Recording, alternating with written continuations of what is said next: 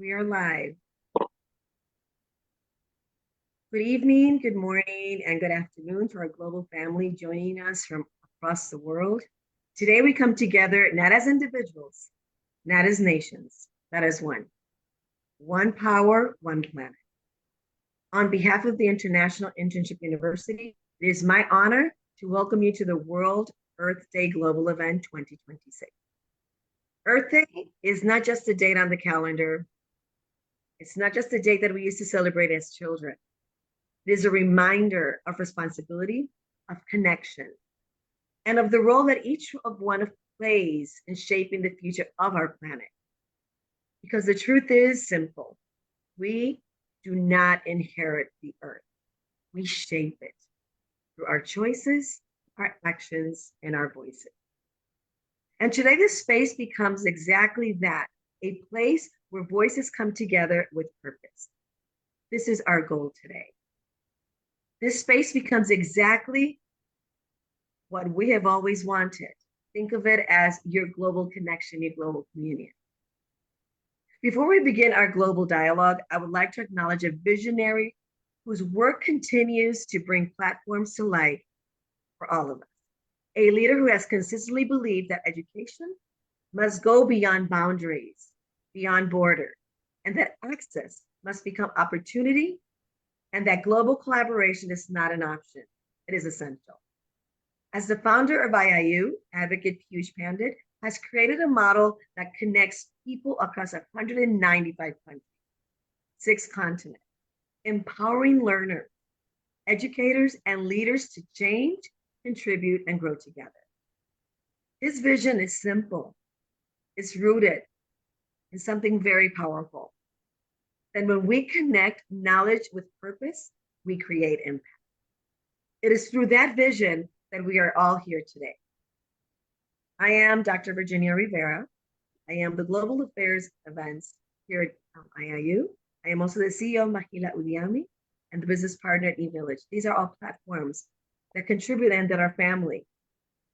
In eVillage, we have an incredible laboratory in India where we do organic farming, regenerative agriculture, sustainable practices. It is actually a laboratory, so our villages can come and see what we speak about. So I would love to share a little bit more as we continue the program. But now I would love to introduce to you somebody that has been somebody that I've admired. I don't know if she knows how much I admire her, but I asked her today to be our chief guest.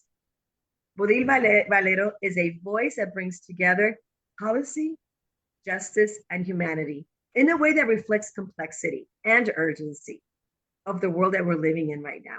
She's an environmental and migration lawyer and a former member of the Swedish Parliament from 2006 to 2014, and later a member of the European Parliament from 2014 to 2019. During her time in both national and European leadership, she worked extensively on migration, foreign affairs, and global justice, addressing critical issues such as climate, peace, trade, aid, and arms export policy. In the European Parliament, she served as the Green Coordinator in the Security and Defense Committee, while also focusing on human rights and the protection of minority communities.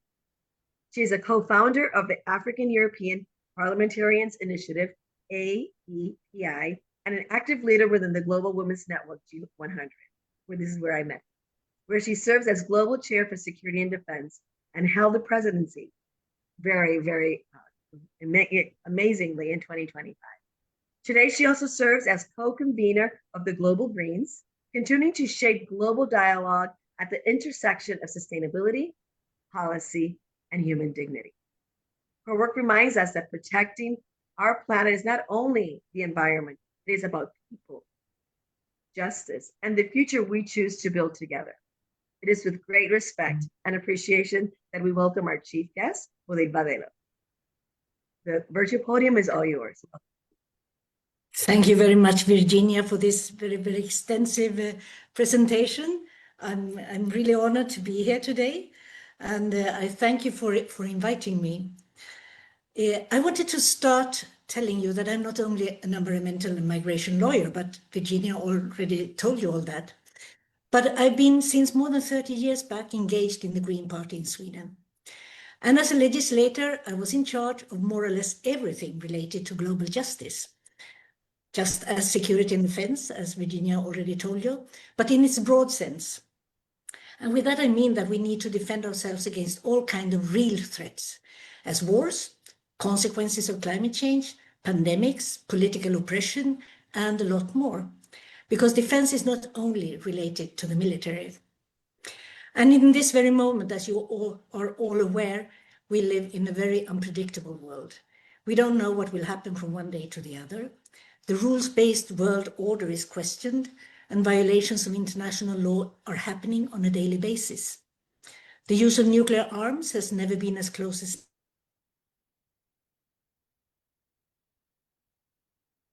country with around 90 million inhabitants out of the map. And it all boils down to the world's dependence on fossil fuels. The same dependence as the UN panel on climate change repeatedly has told us leads to severe consequences. And that if we continue using them as now, we will not have a planet suitable to live on in the end of this century. We already see the effects in rising sea levels, extreme weather conditions, heat, years of drought, floodings, storms, etc. And I want to talk about one of the very sad consequences of climate change, and then finish with what we can do all together to save this planet for future generations. I will mention those we seldom speak about, the climate refugees, all those that must leave their homes due to drought, floodings, rising sea levels, etc. According to UNHCR, they are around 21.5 million per year. Some reports show 70,000 a day, and that is more than 25 million. They are much more than those leaving due to war or political persecution. According to different studies, in 2050, we will have between 150 and 250 million climate refugees. The World Bank says 260 million refugees only within their own countries, where most people stay. A climate refugee has no protection in international law. They cannot apply for asylum or protection as the others. And we can all become climate refugees, but depending on the country we live in, we get help or not. In some occasions, we might be able to go back home when the wildfire is over, when the roads after the landslides are fixed, when the water has disappeared. If we have economy enough or a supporting government, we can rebuild our houses and protect them to be better prepared for the next bad weather. But what happens when we can no longer use our land to produce our food or to earn our living due to long-time drought? We can stay and starve, or we leave. And many do leave and end up in a suburb close to a bigger town somewhere. If they are lucky, they find a job. But if not, many has no other option to emigrate, to try to find a better life elsewhere and to be able to send money back to their families. When I was young and coming from a rich country, it was quite easy to move around in the world. If you could pay your ticket and got a visa, you could enter legally in any country. You could go for a couple of months to another country to work and then go back home and come back next year and no problem. In Europe, this is not possible any longer. In many countries in Europe, racism and xenophobia is growing and legislation is stricter than ever before. And this has led to thousands of people, women, children, men, dying every year trying to cross the Mediterranean Sea. Many times they pay an awful lot of money to the human smugglers for a trip, including residence permits. And that is a lie, of course. But this is not only happening in Europe, also in many other parts of the world. So what is the solution? Or is there a solution? And I think we need to go to the bottom of the problem, that we are destroying our planet. Personally, I cannot understand why the world is unable to unite to fight our common war, the one against climate change. Instead of uniting, we fight each other in endless wars, fighting for oil and gas resources. But we are now all in the same boat, independently of who is to blame and who should pay more. Climate change is the very real and common threat to humanity, and future life for coming generations. I refuse to listen to those who says it doesn't matter what we do, as it's too late anyway. I also refuse to listen to those who deny science. For me, action is better than inaction. There are always alternatives. And we can all be part of the change. We know fossil fuels is behind both climate change and most of the wars. It affects our future and our economy when prices goes up. We need to find alternatives to be able to reduce our dependency for so many reasons. As legislators, our role in parliament and governments is to facilitate the transition to clean energies and adapt to a changed climate in our countries. We need to pass supporting bills, subventions, protecting measures, etc. There is no one-way solution that fits all countries. Each country has to find its own. We also need to actively put pressure on world leaders to really engage in finding alternative solutions. And for those richer countries as mine, who were part of the problem, we have to understand we also have to pay more. We can't say we didn't know. Already in 1856, the scientist Eunice Newton-Fruit published a study connecting the amount of carbon dioxide to the greenhouse effect. As citizens, we need to put pressure on our governments, claim alternatives, be active consumers, and if possible, choose environmentally friendly products. Put pressure on businesses to produce sustainable products. Consumers have a lot of power, and knowledge is key to success. And for those of you who are in business, the change can be led by you. We can't wait for world leaders to agree. We need to start before.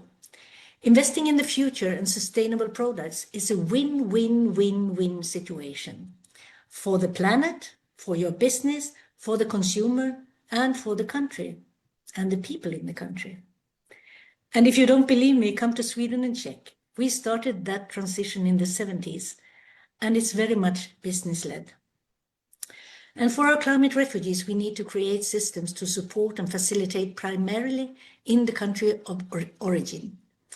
Most people want to stay at their homes, but we also need to give legal ways to emigrate in case there is a need. For immigrants independent of reason, I used to think, what if it was me? How would I like to be treated?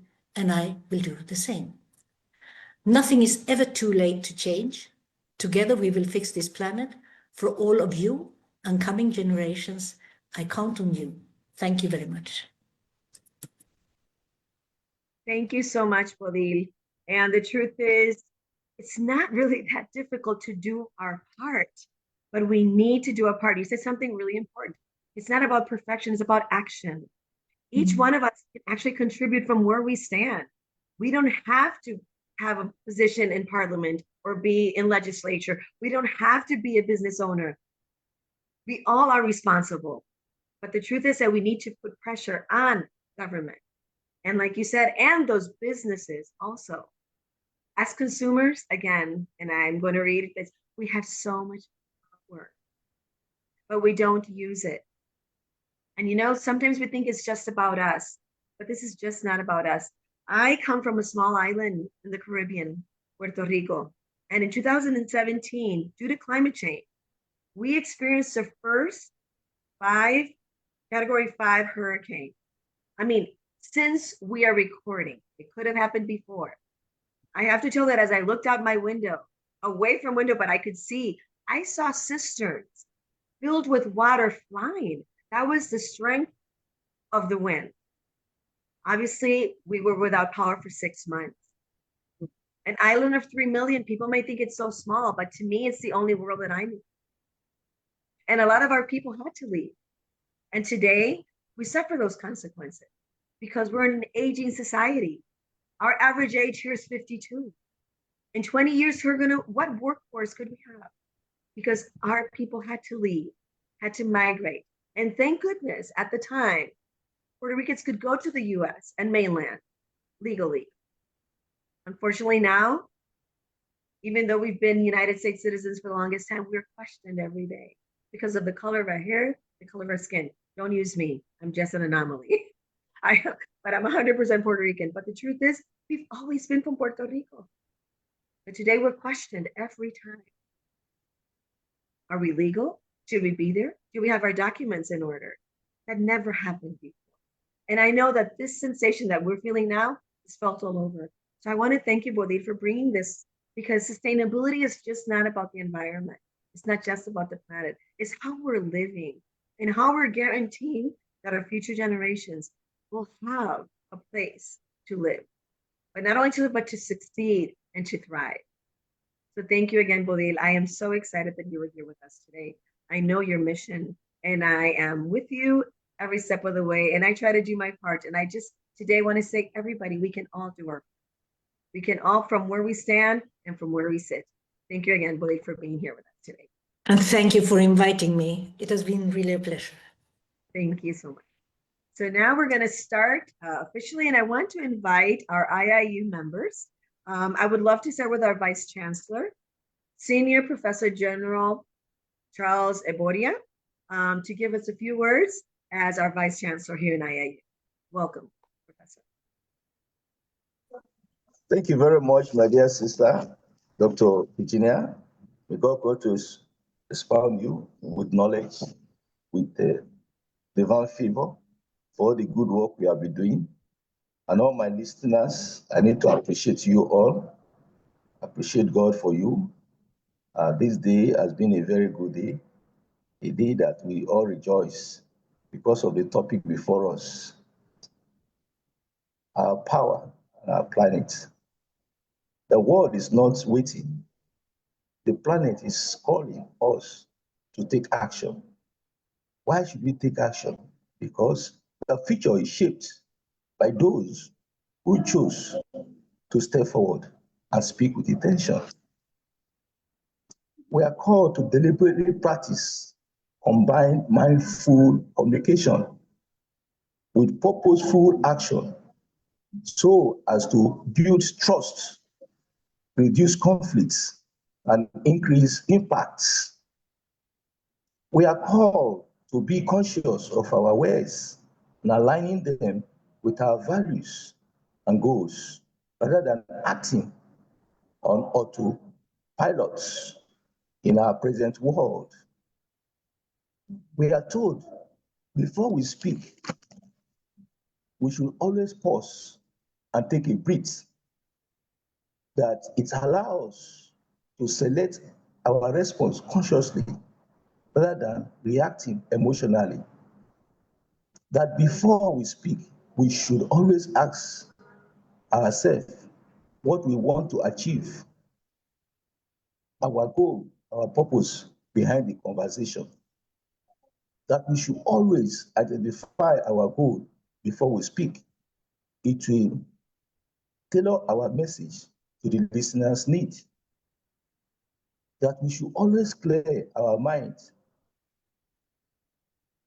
by what we speak. By so doing, we are making decisions to be fully present in the interaction and removing mental distractions. We are also called to be intentional when we speak, and to be intentional is to be authentic. We should ensure our words is aligned with our genuine feelings and value to build trust. We should align our voice with content, ensuring our value or tune match the significance of our message. That to be intentional is to use clear and concise language here. We avoid unnecessary fillers or softening language that relates our thoughts. Therefore, we should speak in clear and direct sentences. Our attention should be stated upfront to be intentional, inform the other person of our goals at the beginning of our conversation. This is so to be on the same page. There are techniques used to be actionable or take action. Active listening. As far as we're in the planet here, we should practice what we call active listening to avoid conflicts, to build trust, and also to be genuine. No verbal cue should be used. Reflect back what you hear. And ensuring with conversation is of two ways. I statements should be used always here for focus on your own feelings and observation so as to reduce the defensiveness in others. We should always take 2 steps forward before speaking in a group, before speaking to signal that you are now speaking intentionally.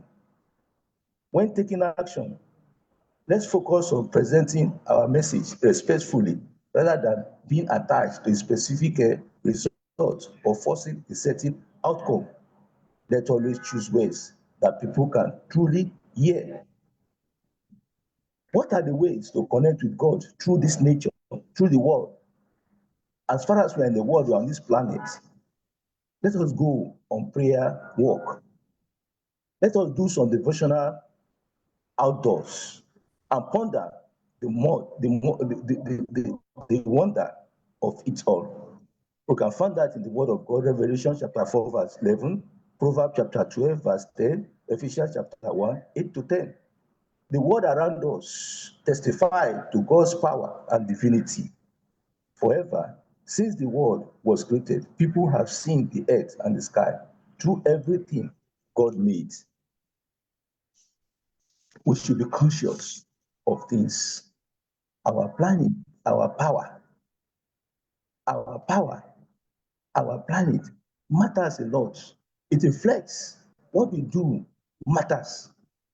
What we do to make the world fine, good, habitable for everybody. We must be peaceful. We must do things that will not bring conflicts, that will bring happiness to everybody. We must be able to build trust and also reduce conflicts and increase our impact. Our impact matters in this world we are. By the time we are able to do things that are authentic, that are good, peace will reign. Yourself, you'll be happy because you are doing things a genuine way. Everybody will be happy. This world we are is a world that is meant for us to be able to live perfectly, because what we do now will determine where we are going to.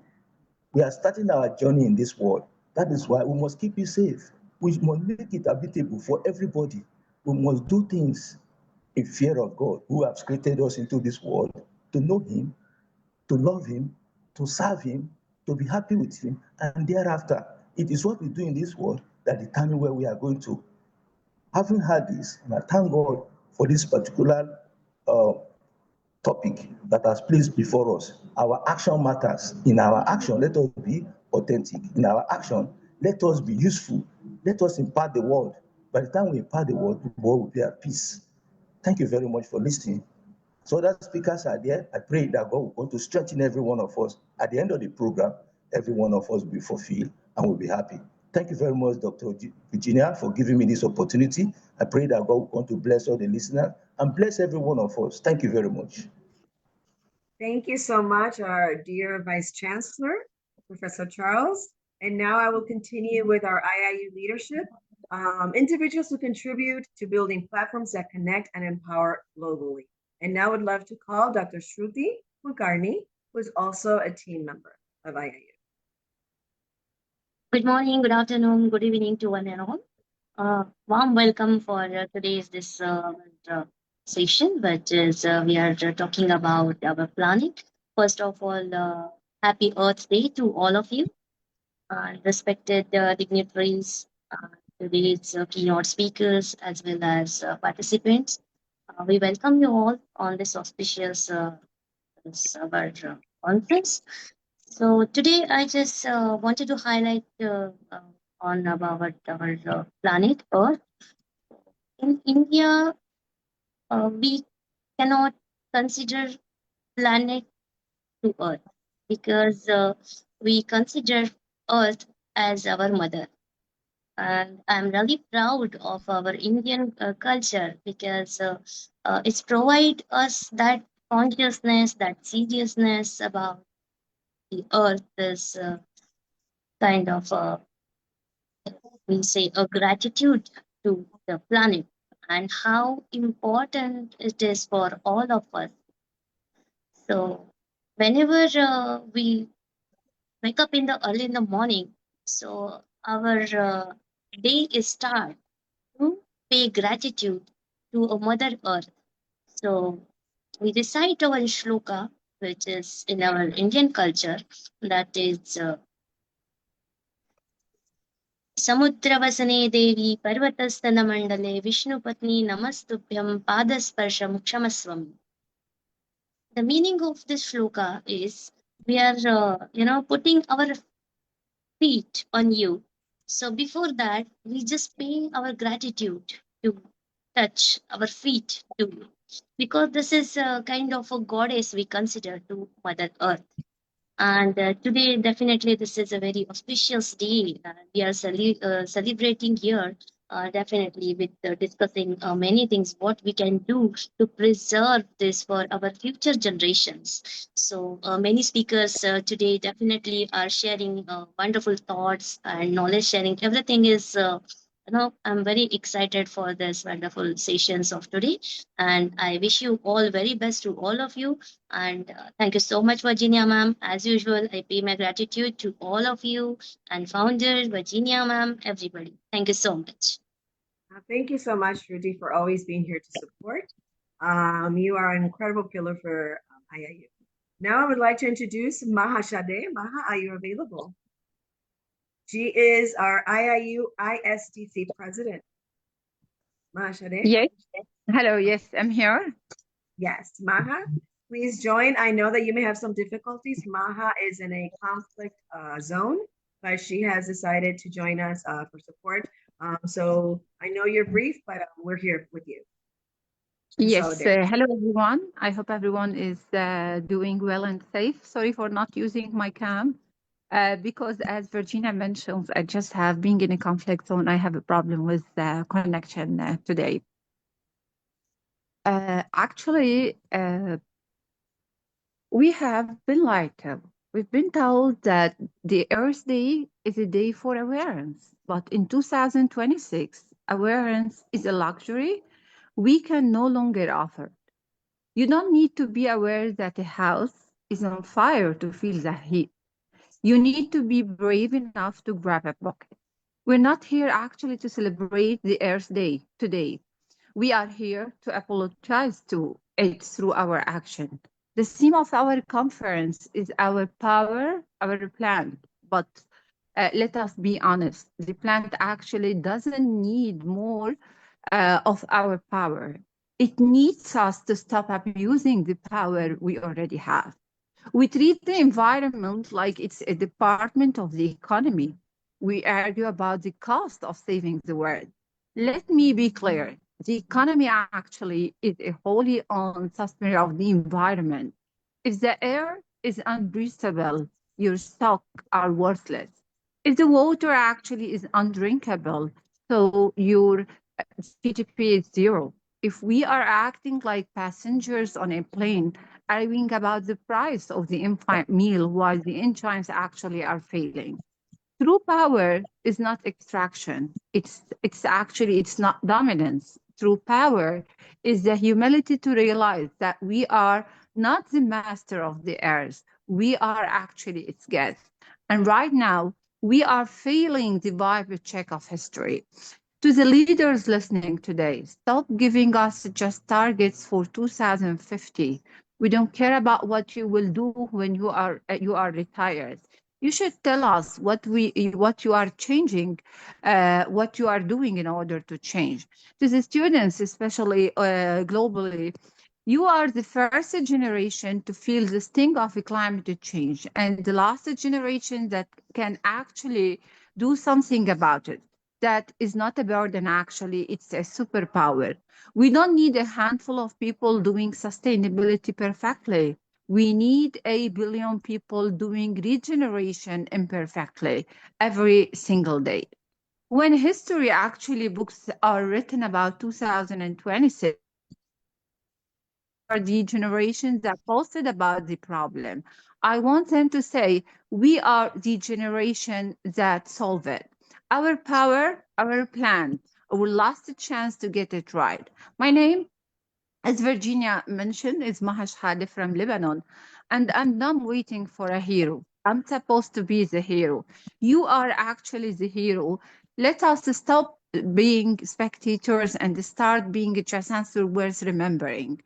Thank you for listening. Thank you for giving me the chance. I know it's just a short one due to my problem here. Thank you, Virginia, for giving me the chance to be with you today. And thank you all for IIU speakers for today.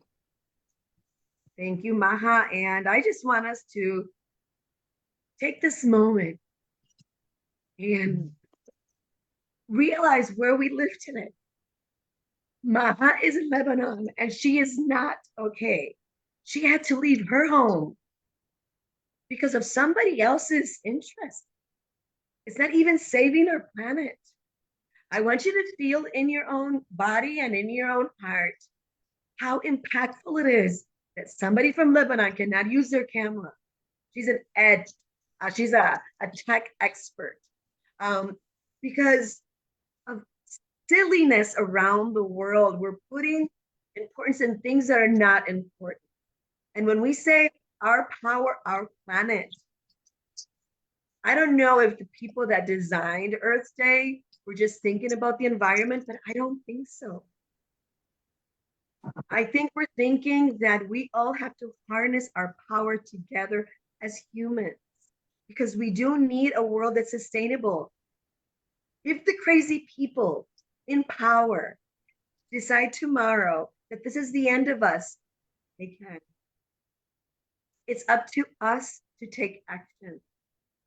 It is up to us to realize that we do have power. And that when we put it together, it creates incredible change. So thank you so much, Maha, for being here with us today. Thank you, thank you. I am very, very proud of her. So let's move on now and transition to our global speakers. I want to say that the voices that we're going to hear today, they come across continents, each bringing unique perspective, experiences, and solutions. Yet all are connected by one shared responsibility, our planet, the home that we live in, our Mother Earth. Our first speaker today was actually present in one of those moments where we defined in history a before and after. It is with great honor, and I'm very humbled to have her here with us, and she will tell us a little bit about her experience from nuclear radiation to the ecosystem awareness. This is the title she has chosen, and I am not going to speak very much about her because she is here with us now and she can do that. But I just want to say something as she wrote. She said, in 4 days, on 26th of April, 2017, it will be 40 years anniversary from the Chernobyl MPP disaster. She was a task manager on behalf of the European Commission in Brussels. And she is here with us today. So I'm not going to take any more time, and I'm going to introduce you for Royal Highness Dr. Fatimi Gudela. The virtual podium is all yours. Thank you so much. Thank you. I would like also to present the PowerPoint, and maybe we can do the co-host. Yes, you can. Go ahead. You can do it. Maybe you can lead me. Thank you.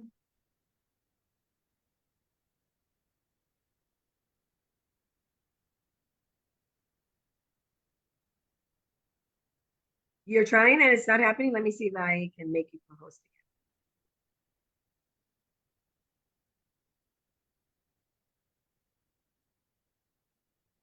again. Try again. Try now.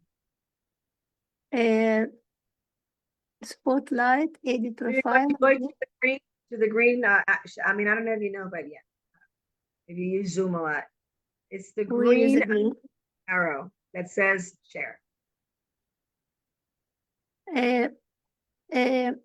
Okay.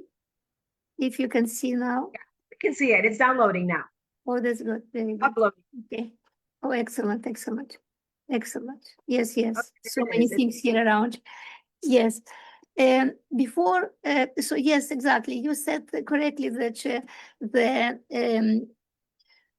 actually the title which I chose, From Nuclear Radiation to Ecosystem Awareness. Before I will show you exactly what does it mean, I just would like to tell you just a few words about definition. Environment and nature, it's two different definitions. For example, in the ancient Greece, in Greek language, environment means peribalo. Peribalo means something which embrace around. For example, embrace around us. This is a surrounding, this is environment. Nature in Greek language, in ancient Greek, it's physi. Physi means blow life, like our creator, when he creates something and he blow our life. So we have now environment and nature. And this is two things on which I will work with together today. I choose, as you correctly said, the name, the title of presentation from nuclear radiation, because in 4 days, it will be 40 years from the nuclear disaster in nuclear power plant in Ukraine. And it was the biggest disaster, technically speaking, and medically speaking, environmentally, socially, whatever, the biggest in humanity. That time, I was recruited by the European Commission to undertake 42 exclusive projects for the rehabilitation in Russia, Ukraine, and Belarus, rehabilitation from the Chernobyl disasters. Among these projects, which I was working as engineer, nuclear engineer, it was Chernobyl, to recover the Chernobyl Unit 4 with the safe cover, which we call sarcophagus. Also, we built a factory of the L-thoraxine for the thyroid. We also did a lot of factories in Belarus, etc., etc. But today I will speak about the biggest one, which is the nuclear power plant Unit 4. Here, if we will see this slide, firstly, I would like to connect the ancient wisdom with the modern days. Why it's so important? Because what it was said 100,000 years ago, it's still value now. It is still actual now. For example, in different religions, like ancient wisdom about, for example, environment, in Christianity, it says that God entrusted humans to care for his creations. It means that Earth do not belong to us. We just like in a spaceship, we are members of the crew, not just passengers without any responsibility. So we have each role and we have our responsibility. In Islam, for example, it says the earth is a trust. We are stewards, not owners. In Buddhism, it says all life is interconnected. It means compassion, it means respect between all beings. It means that one change in one being is affect others. So we need to live in harmony, inside and outside us. In Hinduism, Earth is a second mother, secret mother. We must live in harmony with the nature.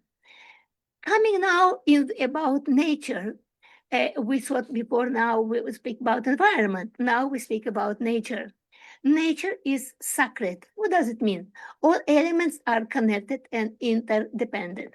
It means that everything is connected. We're part of nature, not apart from the nature. Live in balance. What does it mean? It means balance brings harmony. Excess brings destruction. Respect all lives. What does it mean? Every being has a purpose and value. Respect creates lives. Disrespect creates suffering. And care for the earth, future generation, depends on our choice today. Protect nature today to secure tomorrow. This was a basic element which supposed to go through the whole humanity before the accident, and now accident happened. On 26th of April, 1986, when human power broke natural harmony. Tragic rupture between what? Between humanity and nature. Forced abandonment. What does it mean? Forced abandonment of life and community, and we will see it a little bit later. Nature left without humans, because humans have to be evacuated forever, and nature left without us. A lesson for humanity. When humans act without respect to nature, destruction happened. Human power without wisdom disrupts the natural balance. Respect nature or face the consequences. And we see now the consequences. This is what we saw. This is the nuclear power plant. It consists of 4 units. I will show you just in the next slide. Unit 1, 2, it's together, very near to each other, 3 and 4. And the destruction, the explosion have happened on the unit 4. In that time, the Soviet Union, and I think it's also in every country, to build a new power plant, they usually to build it in isolated area, not in very populated area, near to the water reservoirs. But in order to function the nuclear power plant 24 hours non-stop, around power plants, they usually build a city which consists of the workers exclusively serving the power plant for 4 shifts. So in this city, it was everything. It was schools, it was restaurants, it was cinema, everything. It was for 49,000 workers, including, of course, children, including father, mother, in the city.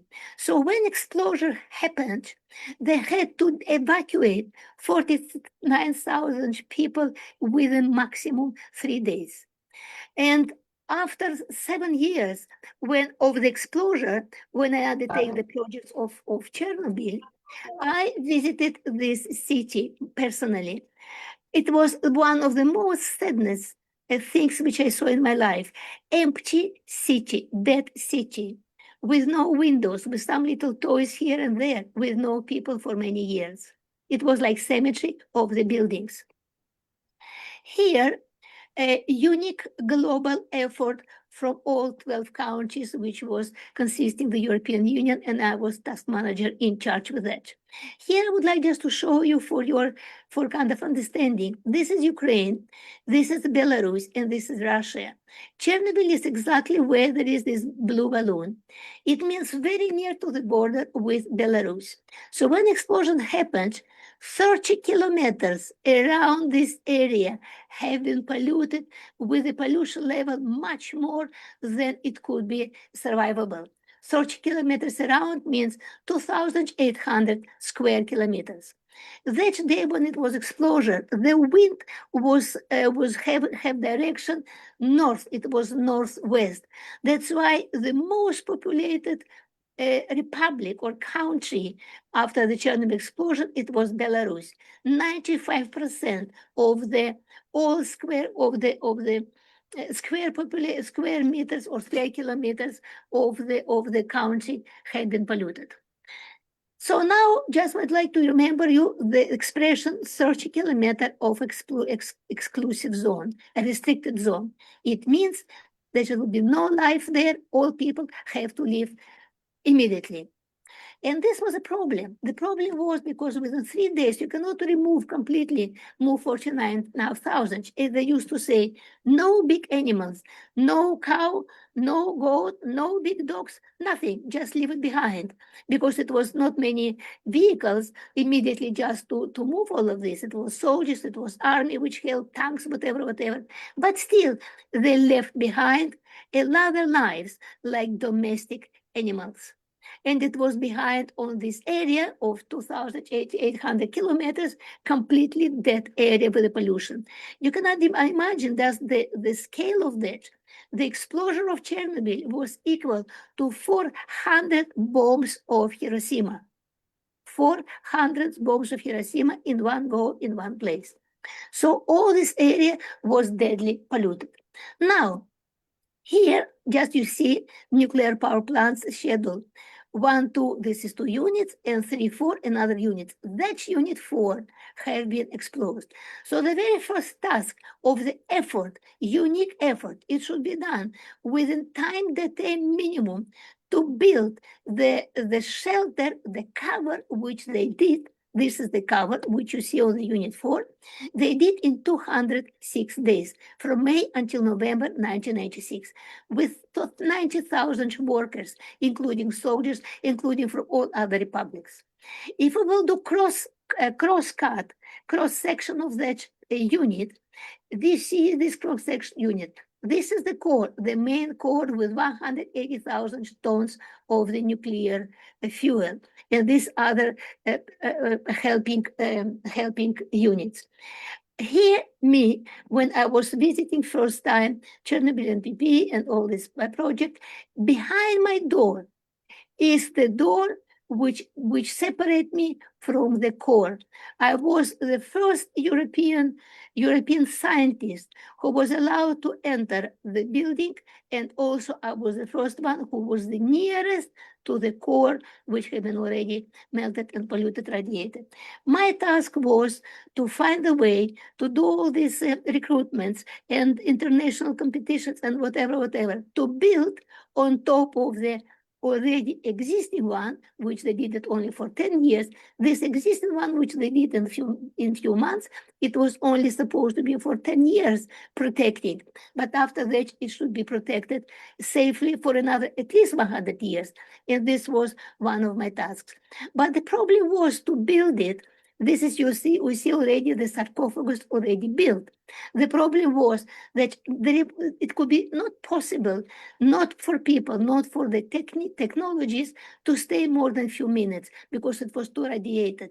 That's why we found a solution to create this sarcophagus outside of the unit, and then when it had been created with the railway, with the special construction, we brought it and we packed it into on top of the unit 4.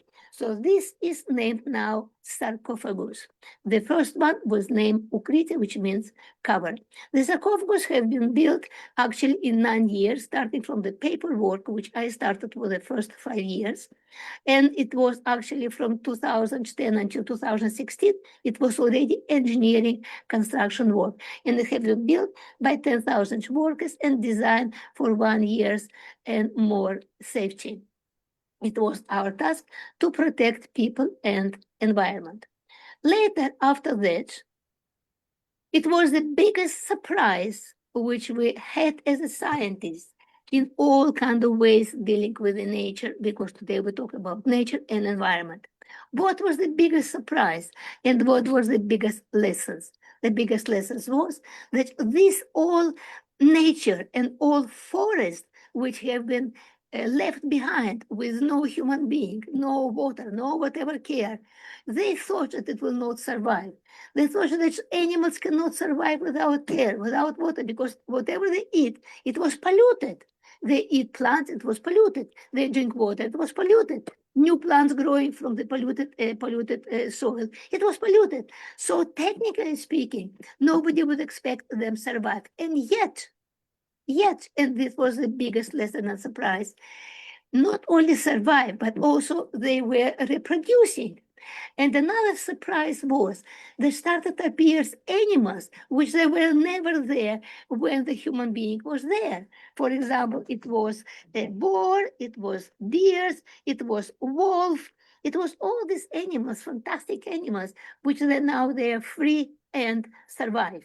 That was a lesson that nature can survive without us. Nature does not need us. We need nature. We cannot survive without nature. Statistically, during these 40 years, in this 30 kilometers restricted zone, more than 40 kinds of animals have been now living and reproducing. 40 kinds, and each kind, of course, has some hundreds of numbers. Also, we can see that another interesting thing, which was actually the lesson, and surprise, was some old people,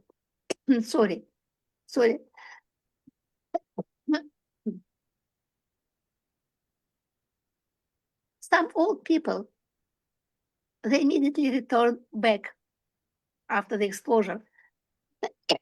It was 200 people in total, and they survived.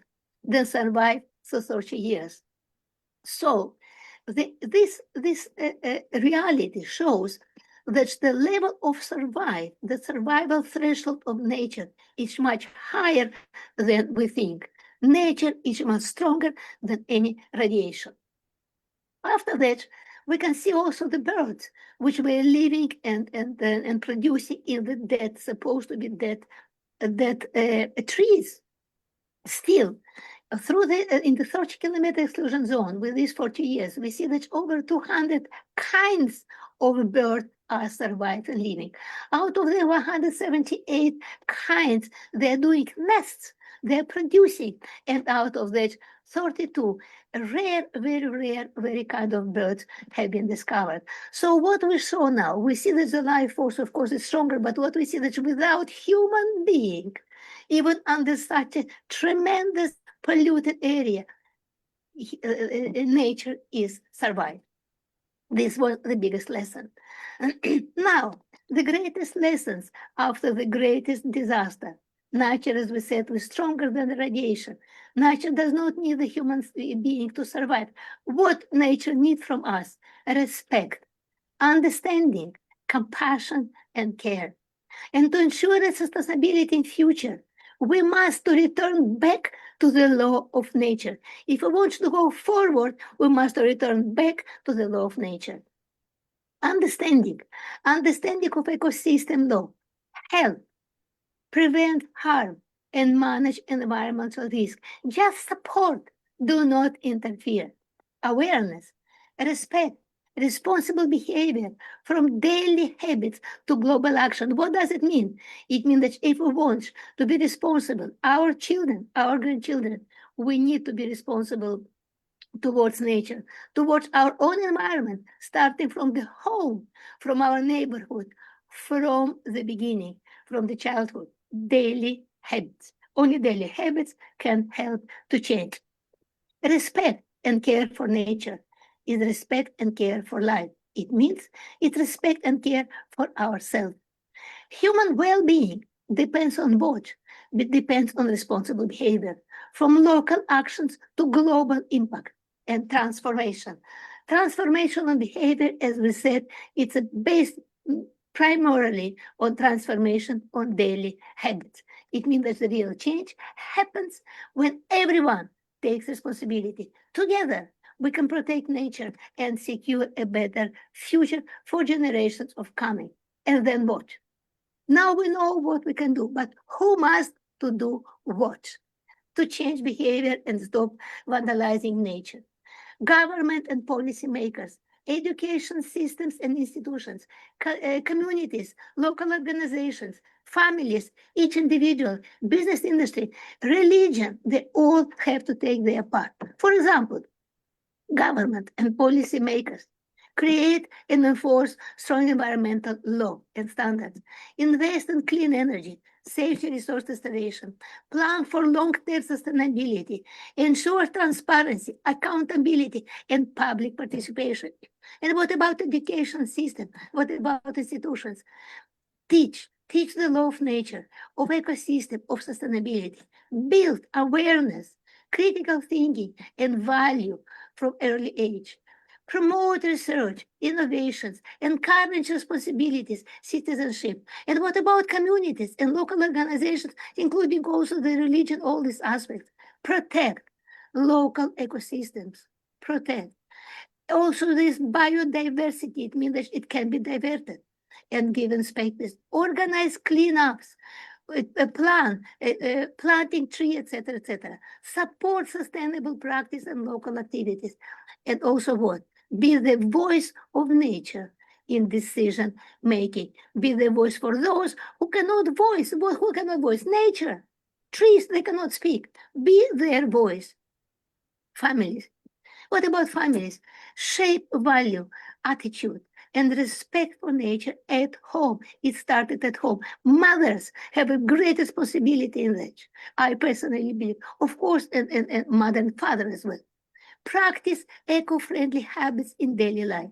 Reduce, for example, waste, etc., etc., recycling. Encourage empathy, care, and simple living, and of course, compassion. Each individual, what he have done, he have to inform and to be informed and to practice. He have to adopt sustainable all these habits. Yes, he have to use resources widely. He have to speak up, act locally, And of course, you have to lead by examples because only talking doesn't help. And of course, business and big industries adopt clean technologies and circular practice, minimize different pollution, ensure ethical sources, invest and report. Because every tree, it's in our home. Planet Earth, it is our home. Real change happens when everyone takes responsibility together. And now I just would like to express my hope. Let's hope for the better future, transforming ourselves today. Thank you for your kind attention. Thank you and bless you. Thank you so much, Dr. Gudela. To have been part of the rehabilitation after Chernobyl is not only a testament to your expertise, but to your humanity. Your work stands as a reminder that even in the aftermath of devastation, there are those who choose to rebuild, to restore, and serve. Nuggets, there's so many things that we could capture from what you said, but I think the most important in my book right now, when we speak about resiliency, is how resilient nature is. If we don't bother it, if we continue to just leave it do what it's supposed to do, it will continue to thrive and grow. But many times we walk in and we ruin their atmosphere and their environment. If we think back in the pandemic, when we were all locked in, how nature just took over and went back to their origins, how it survived, but not only survived, it thrived. So it's all in our hands. So thank you so much for such a powerful presentation. Thank you. Thank you. Now I'd like to introduce to you somebody that's a pillar of IIU. I want to invite her to the global podium because I truly admire what she does. She's a true champion of sustainability with a focus on climate change. She shares it with the world. She's a global convener, a global chair for GSFN, a global ambassador for the United Nations. I want to introduce to you Dr. Srividhya Sukumar. Dr. Srividhya, please come to the podium. Thank you, Dr. Virginia. It's always a wonderful time and it's always a pleasure being here with IIU, especially on this beautiful day where we are celebrating our Earth. So when we say it's our planet and it's our power, see what kind of smile it brings on everybody's face and what a feeling that we get that when we're going to speak about the Earth. Yes, what a great topic to think about on World Earth Day. So on that note, I'm here to present some of the insights from World Conservation Strategy, which was a document which was developed in the year 1980 by UNEP and WWF to promote sustainable development through preservation of our living resources. Doctor who spoke before me, she was highlighting on these points in every single slide of hers. Thank you, ma'am. Thank you. It was quite very inspiring, where we can see that these establish three primary goals, that is maintaining essential ecological processes that are being involved in the process, protecting genetic diversity that ensures sustainable use of species around us, and also the ecosystems that are involved in the process. So what does this conservation strategy argues about is that conservation is a fundamental and functional requirement for human survival, not only human survival, but also the other living beings as well. Rather than being an isolated sector, it emphasizes more on the overconsumption, which leads to the poverty and drought and want, threatening the planet's life support systems. So to address these issues, this strategy, which was considered as a world conservation strategy, provided a practical framework from the national and the international action, whichever country it belongs or whichever country it addresses to, urging the governments to integrate the environmental considerations into economic planning. End of the day, where it hits the government point of view, where it hits the country, is that it affects the country's economy and thereby the happiness index. When the country is not economically sustainable, it really affects the happiness index of the country. So what we can do is that we protect the habitats by regulating the trade, managing the croplands in a better way, and managing all those resources which are there responsibly, with the strategy to safeguard the Earth's capacity to support the future generations. So we are talking about sustainability. What is being sustainable is that to maintain the level of sustainability, to maintain the process of life processes without jeopardizing the present system. We can't say that I'm going to bring innovating systems for becoming sustainable. No, never like that. We cannot jeopardize the present system. So with working with the present system, which is with us, making use of the resources in a proper way, thereby in a most responsible way, we can bring in work along with the nature, being with the nature to support the future generations. So this comprehensive approach underscores the conservation and development of the mutual dependent process. Very importantly, the mutually dependent process, which is for the global stability. So without wasting more on my talk, let me just allow me to present my screen so that I will go through the slides quickly, one after the other. Thank you. We have to be quick, no more than 7 minutes, so we can. Yes, thank you. So thanks for this wonderful topic for IIU and Dr. Virginia to think about this on World Earth Day, about our and our planet. So my introduction is already done. What we are thinking or what we are going to discuss is the planet stewardship, that the world's conservation strategy, which is more kind of a vicious circle where poverty and the short-sighted development destroy the ecosystems for the survival. That's what is going to be the highlight.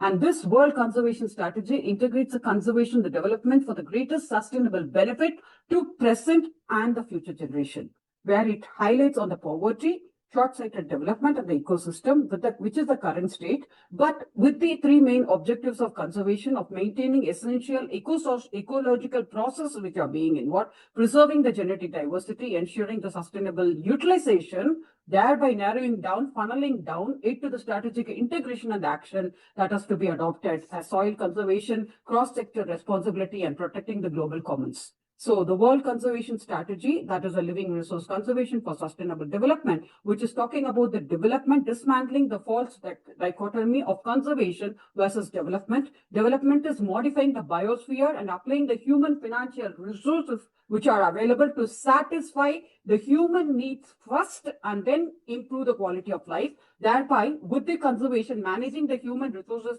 within the human use of the biosphere, so it yields a great sustainable benefit to the present generations while maintaining the potential for the future, where it becomes an answer, it gives the question, it gives the sustainability for the sustainable survival with the living resources processes of two unique properties, that they are renewable if conserved and destructible if not. Therefore, the conservation is not anti-development. It is the prerequisite that prevents the development from undermining the own resource base. So shrinking the resource base cannot support the exploding demand, which is the actual requirement. So in that case, what we can do is that these are the highlights which are with the enormous numbers which are there.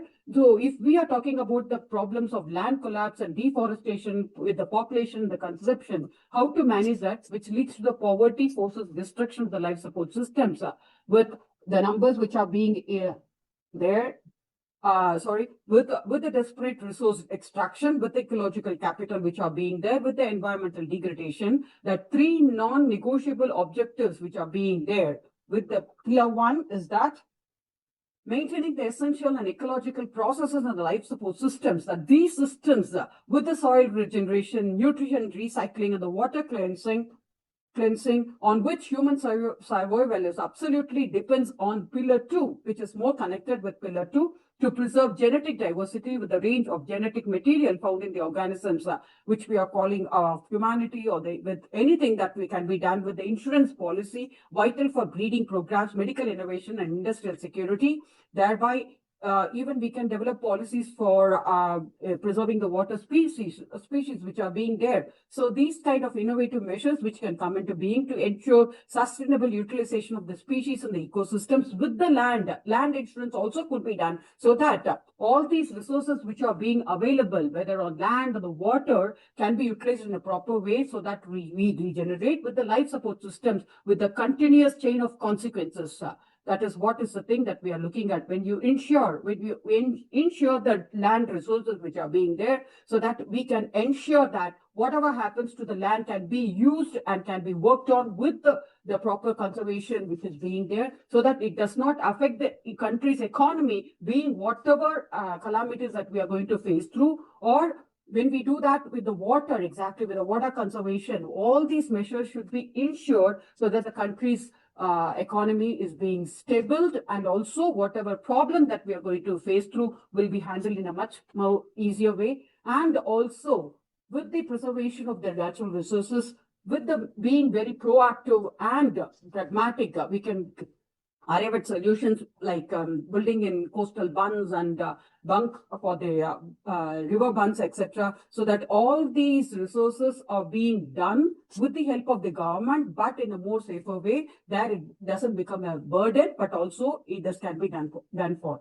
So when we do that, the genetic iceberg, which normally being given as an example for what we are undergoing, is normally that we don't see, and what only the success is being seen. Why habitats should be preserved to species is that only what we see actually outside the earth, on the earth's surface, is only this much. But what is there at the base is actually this much. So to show the difference, I've taken the example of the genetic iceberg. So when we do that, what will happen with the global warming and the global calamity which is being there, and also the freezing is a continuous process which is happening below the earth. So this, to avoid all these problems, what we need to do is to plant trees. Why people ask you to plant trees is that grow as many trees as you can. If you are asked in the place, if you cut one, plant two is the normal slogan which is being given. So when we do that, we can develop an ecosystem which is a continuous process which is taking care of the land and the sea resources which are there, which really influence the sustainable utilization of the living to the interest, not the capital.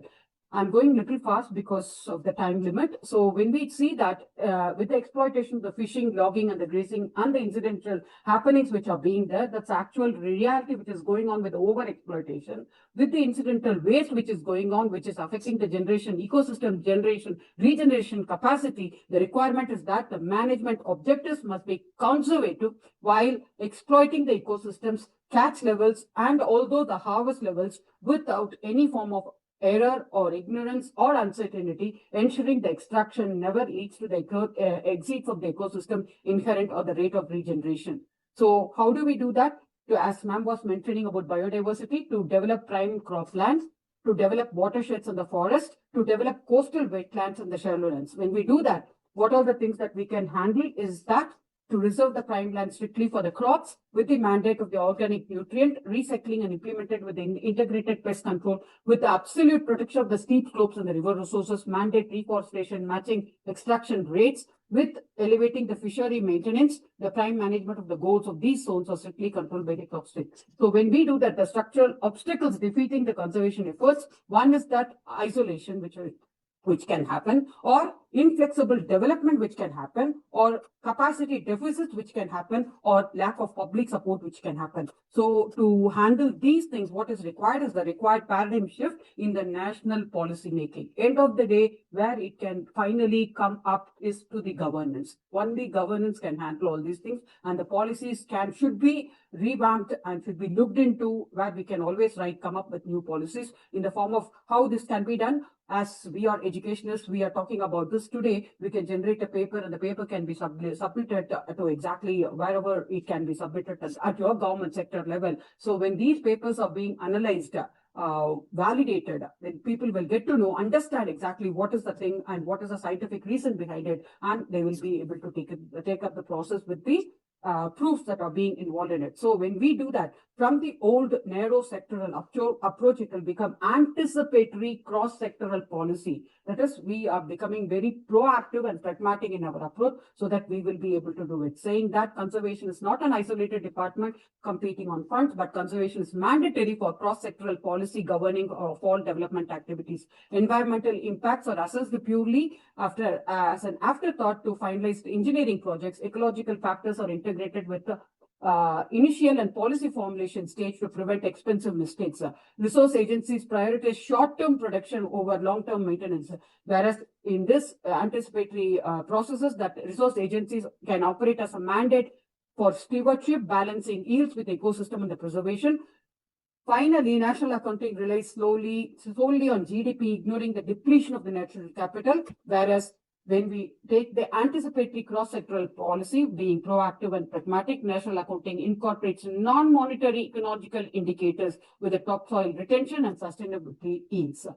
So if we are able to visualize these kind of futuristic plans in a more systematic way, in a more scientific way, a systematic procedure for environmental planning can be used for urban development, can be used even for allocation, with the ecosystem evaluation, demand on the allocation, comparison, and the impact statement, which validates, which gives a proof exactly on paper so that reconciliation can happen with the zoning, whereas this can be implemented without any problem. So when we are able to do it, we should have the upgrading capacity to manage the law, organization, and the training with the comprehensive legislation which is being involved, with the jurisdiction which are there, not against them. We cannot work against the government, but we have to work integratively with the organization. Overlapping the mandates must be resolved with a single comprehensive USEC with the targeted training. So when we have done the evaluation, when we have come up with the registration process which are being, when we are working with the organization, who is going to implement it with the national professional and the local level, we need to have people who are capable of implementing all this, ecologists, as educationists, etc., whoever who are involved in the urban planning setup, with the targeted training, with the prioritization of the national, international law and action, with the global commons in the mind, with the international law and the tropical forest and the urban development and the drylands and everything which is being there. So with the biosphere, we can integrate, we can retain options with the mixed cure of prevention, with the strategic for the 4 principles of the sustainable survival, with a focus on the causes that are being involved in it, as we have seen the causes before. So what is required is the ESG, that is environmental social governance, is the key thing that can bring in the change, where we can talk about environmental, because environmental, if sustainability is the principle that we are talking about, is the law that we are talking about, environmental, social, anything which we are doing should be measured, should be monitored, should be assessed, should be measured. So we need to have a government sector, we need to have a government mandate, exactly, a procedure to measure the sustainability factors which are being involved in it, where ESG comes into factor, where it gives the metrics exactly, and it takes it proper with the proper purpose and leadership, and environmental responsibility with the social impact, governance and ethics, core operations in the reporting and the transparency units of being concerned. Thank you so much. And I went really fast. Sorry about it. And before I end, I would like to take my own saying exactly. Thanks for raising my voices on this platform about the conservation of projects, where we all know that Earth does not belong to us. We belong to the Earth. And because Earth is what we all have common. We all belong to different states, different land, different countries, but our Earth is a common thing that we have. And it's the only planet that we have. And the greatest threat to our planet is belief that we need to save the Earth, someone else will save it. So that tendency should change. So be the change that you wish to see in the society. And we often talk of saving the planet, but the truth is that we must do the things to save the planet, starting from ourselves, so that you start celebrate. As I always say, celebrate every single moment of yourself, so as to evolve as self first and take it forward to the community, take it forward to the terrain. And what we are doing to the forest and the world is it's a mirror of what we are doing to ourselves. Today we are doing to the earth, tomorrow it will come to us. It will come back to us. So what goes around comes back to us in the earth.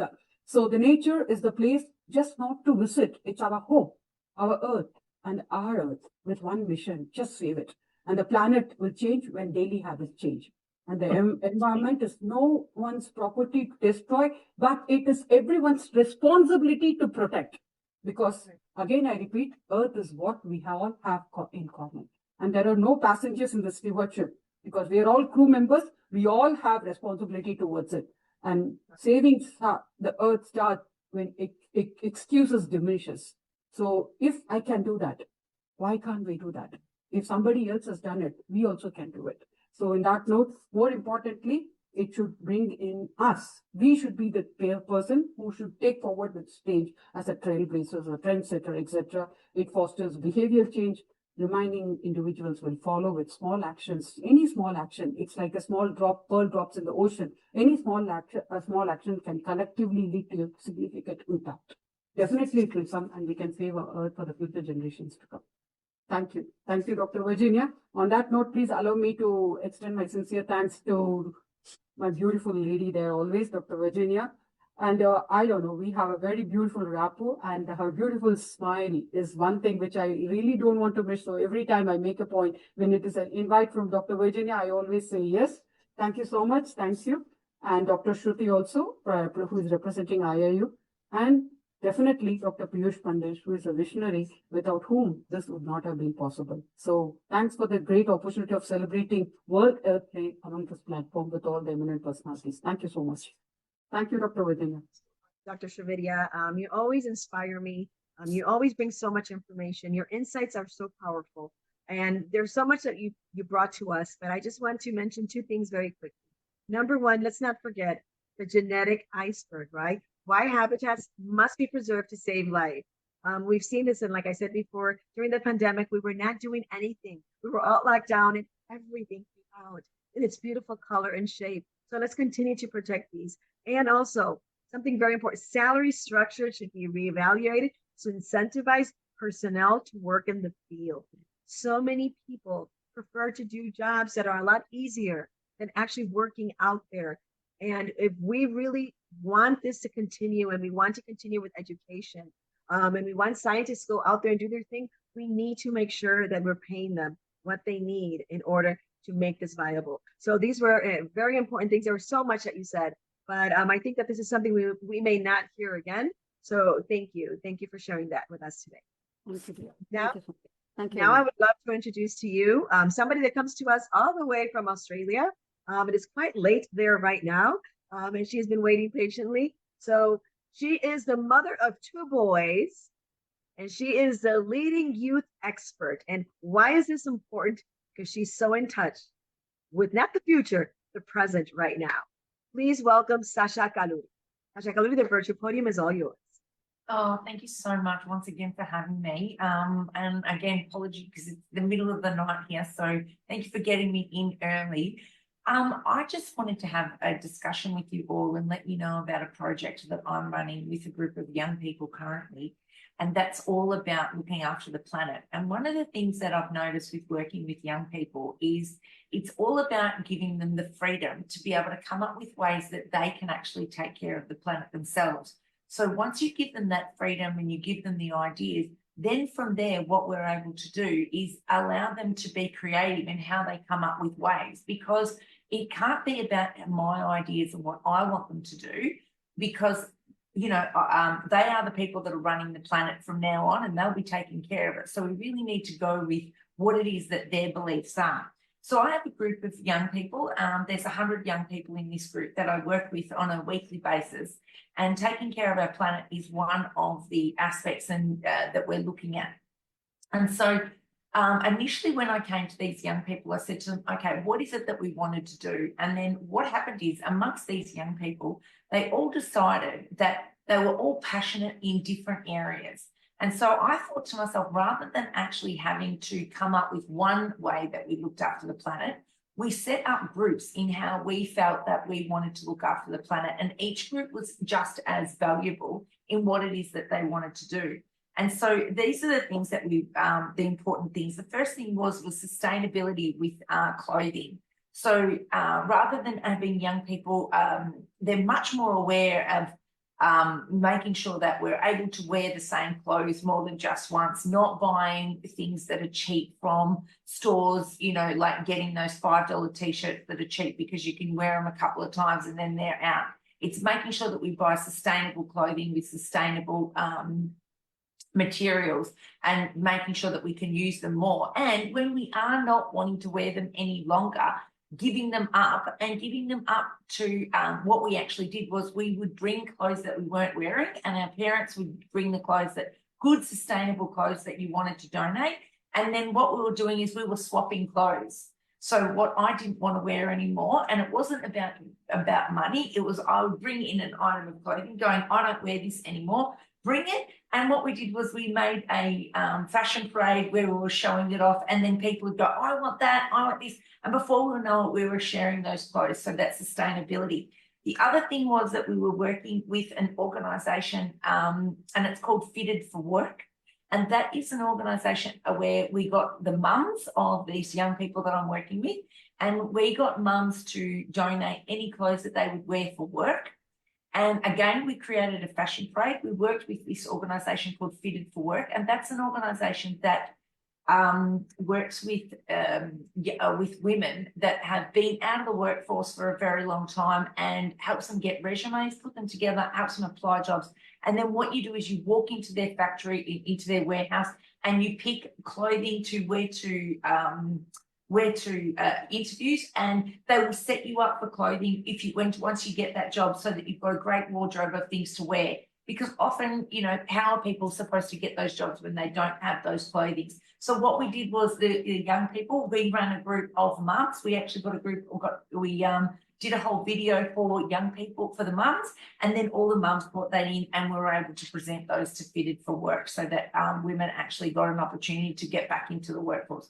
So that was the one, what we did with clothing and swapping. That was it. So one, we set up where they could swap clothes, and then we also donated to them. The second thing that we did was IT recycling. So any old phones that people had, any laptops that people had, and we also contacted local businesses in the area, because in this particular school, it's in a area where there are a lot of businesses in that area. So we contacted them, and we were able to get a lot of laptops, phones, iPads. And then what we did was we actually worked with the Rotary organisation.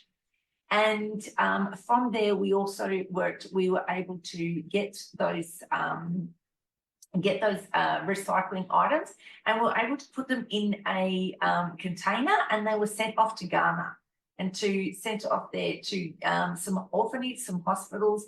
And at the same time, what we did was, because we're so passionate, and even though we were doing that with IT, the other thing that we did was we were able to work with a sporting company that was nearby, and they donated a lot of soccer clothes, soccer balls, netballs, basketballs, and also the clothes that we would wear, and we donated them to an orphanage in that area as well. So because we had two groups, so we went and we were able to put them, and we worked with Rotary to get some space in a container to donate them. So it's about being really creative. And then the last thing that we did was we were able to recycle cans and bottles.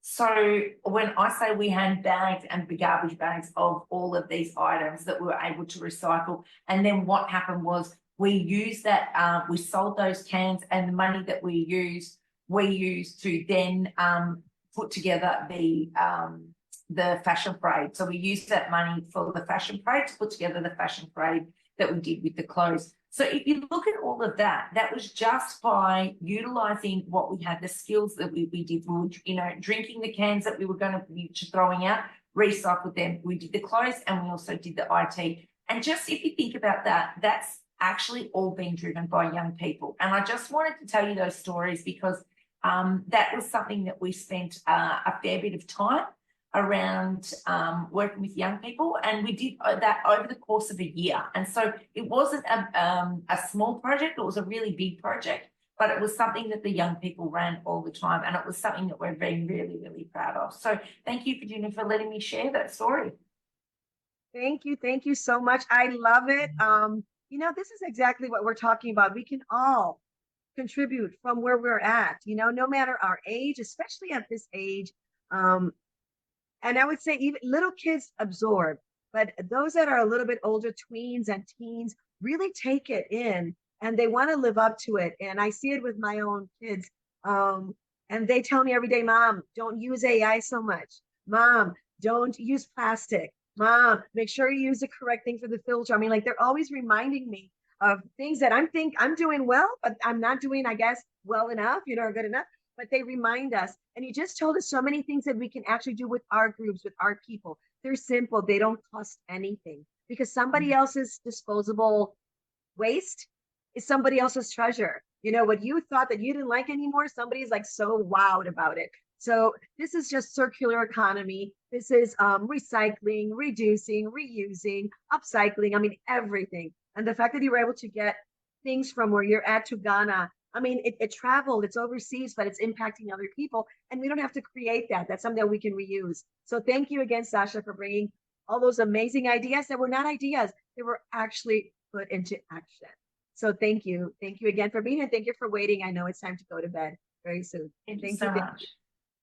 So now I would love to introduce to you who is known as the Glow Getter Mentor. She's built a remarkable career over more than 2 decades in the beauty, the skincare, and the well-being industry. She is the Chief Philanthropy Officer for Makila Udiami Foundation, which is, maybe you don't know, a laboratory all to learn sustainable practices that we can all do easily at home. We actually will do it for the villagers, but actually anybody who visits will see simple things that can be done, and you can do it at home. So without further ado, the virtual podium is all yours. Dr. Diana Richardson, all the way from the UK. Thank you very much. Just checking you can hear me okay.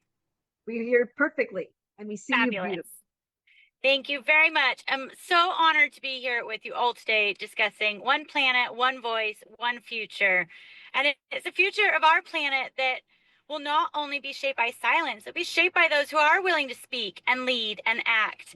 And this is a space for ideas that matter, just like we're shared all the way from Australia, which is amazing.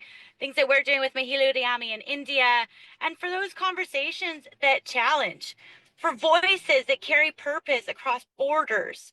Because power is not something we wait for. It's something that we claim together. And that's not because it's easy, it's because it's necessary. Today on Earth Day, we're reminded of one truth. We do not inherit the Earth from previous generations. We borrow it from the future. And the reality that we face, our planet is speaking to us through rising temperatures. Climate warming trajectory shows that according to the Intergovernmental Panel on Climate Change, that global temperatures are projected to exceed 1.5 Celsius of warming in the coming decades without significant emissions reduction. And through changing climates, through communities already feeling the impact of environmental instability that we've heard about today through other speakers. And yet this is not a message of fear. It's a call to responsibility. Written yet. It's being created by decisions we make every single day in our businesses, in our leadership, in our policies, and in our personal choices. The question is no longer, is change needed?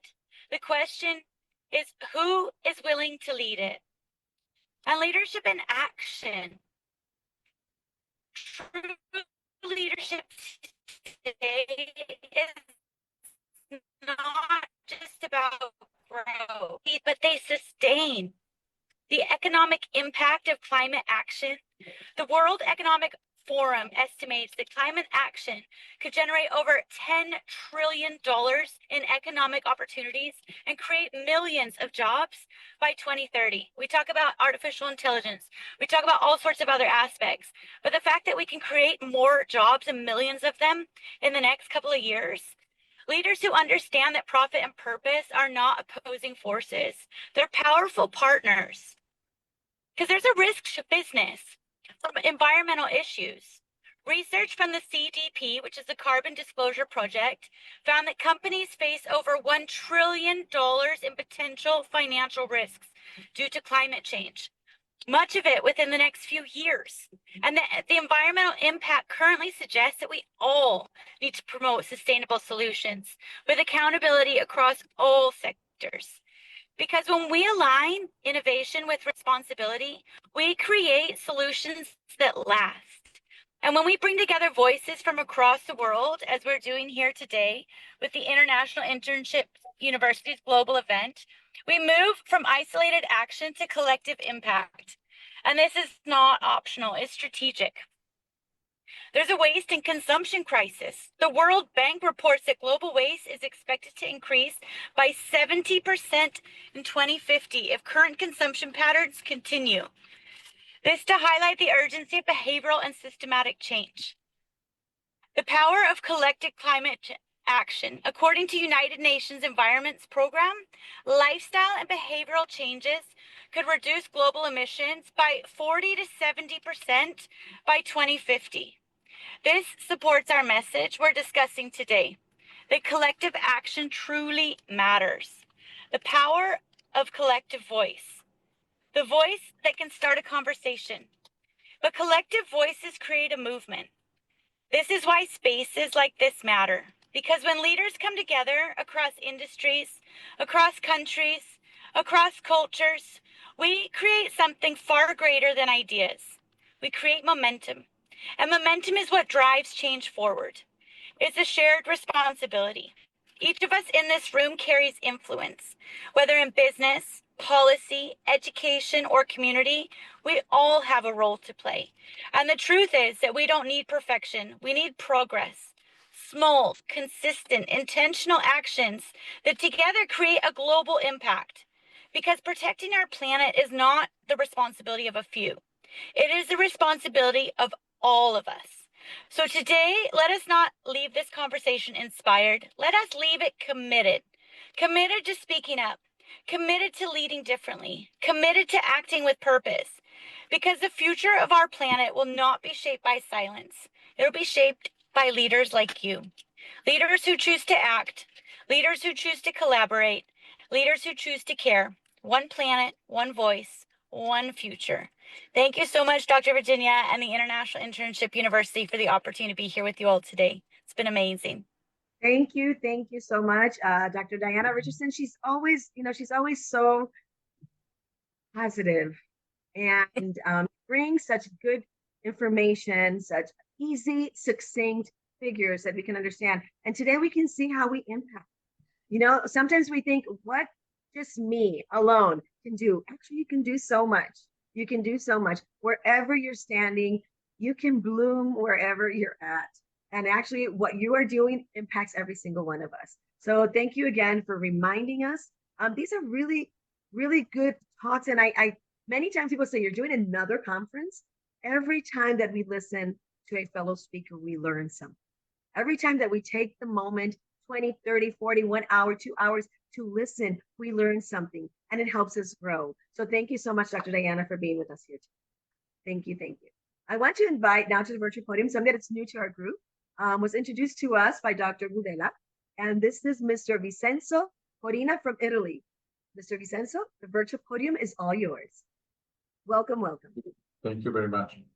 A few years ago, I was standing at the border between Iran and Turkey. It was cold, not that kind of cold you complain about, the kind of cold that enters your body slowly and stays there. There was dust in the air, wind, silence, broken only by distant voices. And uncertainty everywhere, people were arriving, not as a tourist, not by choice. They had walked for days, some of them for weeks. I remember their faces, tired, marked, but not empty. One man stood in front of me. He had almost nothing with him, no luggage, no certainty about where he was going. And yet, when he looked at me, he was completely there, present, not thinking about yesterday, not projecting it into tomorrow, just there. And I remember thinking something that made me uncomfortable, because in that moment, I felt less present than him. Me with my structure, my plans, my normal life, and him with nothing. That stayed with me, because I started asking myself a question I could ignore anymore. What does it really mean to be connected to life? Because today, if we are honest, we have everything. We have technology, we have access, we have speed. We can talk to anyone, anywhere, anytime. But let me ask you something. When was the last time you felt fully here, not distracted, not divided, just here? Because what I see, and maybe you feel it too, is that we are constantly somewhere else. We wake up and before we even notice how we feel, we reach our phone as if reality could wait, as if our inner state was less important than what is happening outside. We scroll, images, news, other people's lives, and without even realizing, we start living our own. We are informed about everything, but disconnected from ourselves. And the strange part is, it feels normal. But standing at the border, nothing felt normal. Everything was essential. Breathing was essential. Being present was essential. Being alive was not something to think about. It was something you felt. And that's when I understood something. Maybe we didn't just create a more advanced world. Maybe we created a world where it's easier to be absent. Absent from ourselves, absent from the moment, absent from life. So the question is not only how do we improve the world? Maybe the real question is how do we come back? Back to presence, back to connection, back to life. Because sustainability is not only about what we build, it's about how we are while we build it. You can plant a tree and be somewhere else, or you can plant a tree and feel that you are part of something alive. Some action, completely different impact. Because the world we are creating is a reflection of the state we are in. So maybe the problem is not only that we are losing balance outside. Maybe we have already lost balance inside. Maybe we are not only disconnected from nature, maybe we are disconnected from the experience of being alive. And if that is true, then no technology will fix it. No system will fix it. Because this is not a technical problem, it's a human one. So what we can do? I'm not asking you to change your life. I'm not asking you to reject technology. I'm asking you something much simpler. Tomorrow morning, before you touch your phone, before you enter the noise, just stop 1 minute and feel your breath, your body, the fact that you are here, alive. Because maybe reconnecting with life doesn't start with something big. It starts with something almost invisible, presence. And maybe the future of this planet will not depend only on what we create, but on how present we are while we are creating. Thank you. Wow, thank you so much. Very powerful. And I think it's a great time for all of us to have some introspection, right? Usually when we talk about Earth Day, we're thinking about everything that's outside. Many times we feel that we're doing something wrong, but the truth is that we really need to contemplate, are we living the life that we really want to live? Are we forgetting why we're actually here? And definitely all the material things, all the noise, everything, really, should we be guided by this or really be grounded in what is around us, what was given to us for free? Because we were blessed to be born in this moment, in this place, in this beautiful planet, and really introspect and reflect on how can I impact from the heart and from love. So thank you so much for such an insightful. Thank you. Thank you to you for inviting me. Thank you very much, everyone. Thank you. I would really love now to invite to the virtual podium another great pillar of IIU. She comes to us all the way from Brazil, and she is one of those amazing educationists that gets down in the trenches, and she's also involved and she's learning every single day, but she teaches us every single day. Today, I want to invite my dear friend and colleague, Dr. Vilma Barbosa. Please join us in the virtual podium and share with us your incredible presentation. Thank you, sis. Thank you so much. Can you hear me well? We hear you beautifully. Thank you so much. Thank you. It's a great pleasure being here. Thank you so much for inviting me. Let me share my screen with you.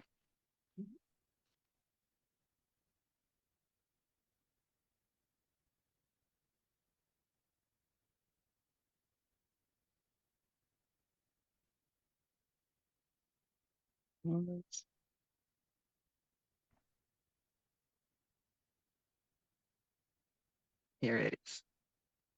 There we go. Mm-hmm. Oh, there we go. Thank you. So I guess it's not full screen, just to make it. Slide presentation if you want. Yeah. Okay. Can you see it now? Yes. Yes. Beautiful. Perfect. Thank you. Thank you, sis, for inviting me.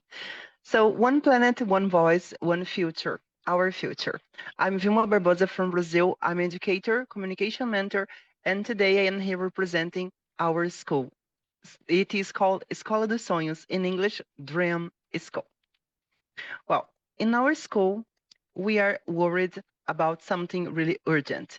Hello, everyone. This is an honor to be here with voices from all around the world. The planet is not asking for perfection. It is asking for awareness, responsibility, and action. And this action must begin from where all transformative truly starts, in education. I've been talking about that for so long, and today I am so happy to be here and to present to you our school and the activities that we have been doing here in Rio Action.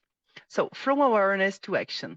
For many years, sustainability has been discussed in theory just. I have been listening to many people talking, we should do this, and that, but in real life, nothing is being done. Then we talk about climate change, global responsibility, and the future.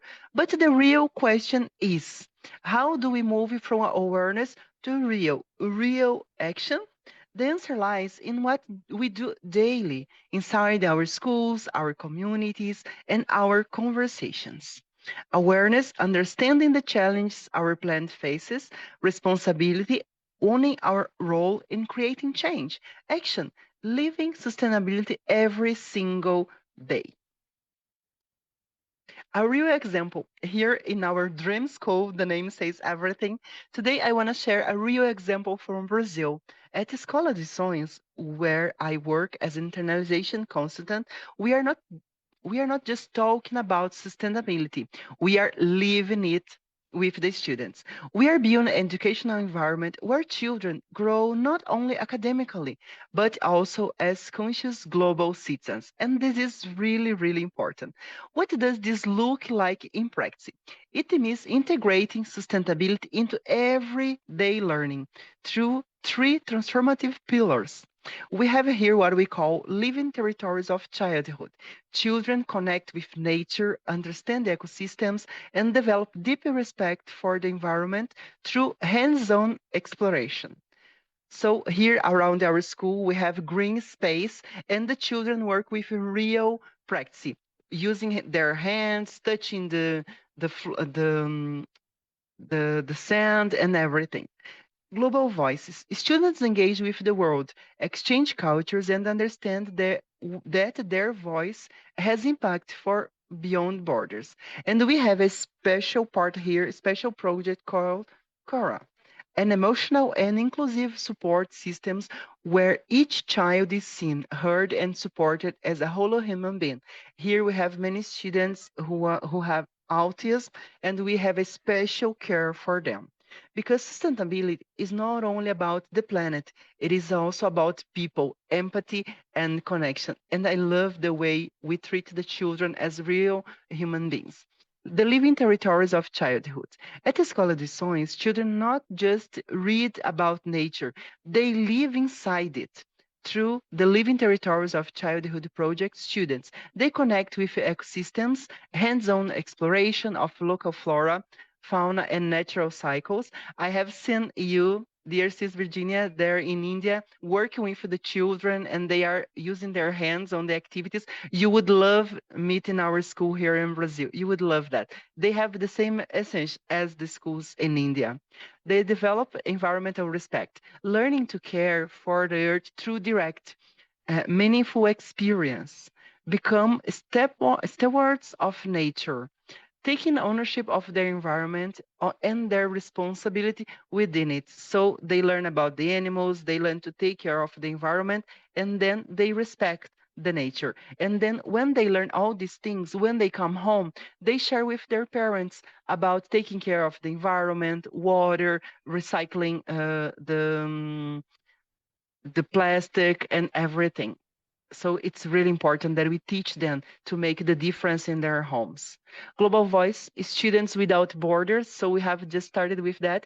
Students engage with peers from all around the world, and this is my main role here in this school, helping with the exchanging cultures, perspectives, and ideas. They discover that their voice carries weight far beyond their classroom walls. Cross-cultural exchange programs, international collaboration projects, multilingual communication skills. So I would love to connect our school with your projects. Global citizens awareness. When students realize their ideas can reach the world, they stop being passive learners and start becoming agents of change. And this is what we need to do. We need to show our students that it doesn't matter how old they are, they can make the difference every day in their homes and their community. Cora, then our special project, it is an emotional and inclusive support system, a reminder that sustainability begins with people. They are seen, every child is unique, identity and experience is recognized and valued within the school community. Heard, children are given space to express their feelings, their thoughts, and needs without judgment. They are supported.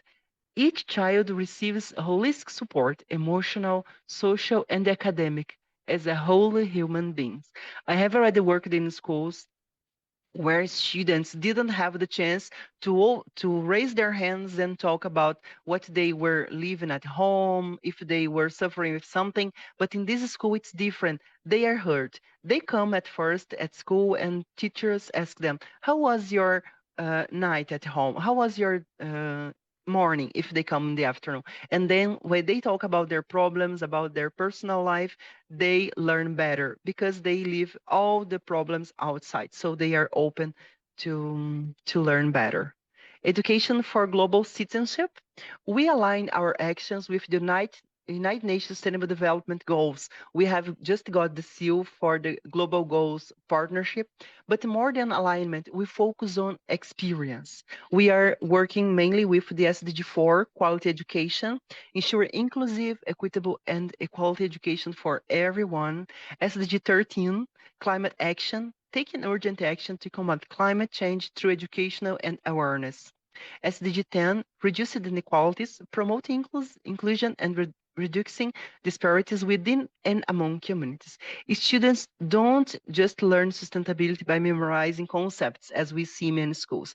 They learn it by living it, by planting, by questioning, by connecting, by taking responsibilities.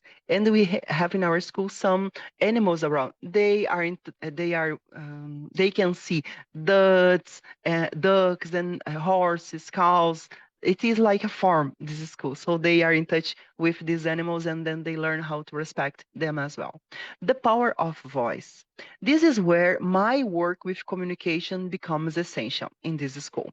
Education gives knowledge. Students gain understanding of the world, its challenges, and their place within it. Communication gives power. When students learn to express their ideas with confidence, they transform knowledge into impact.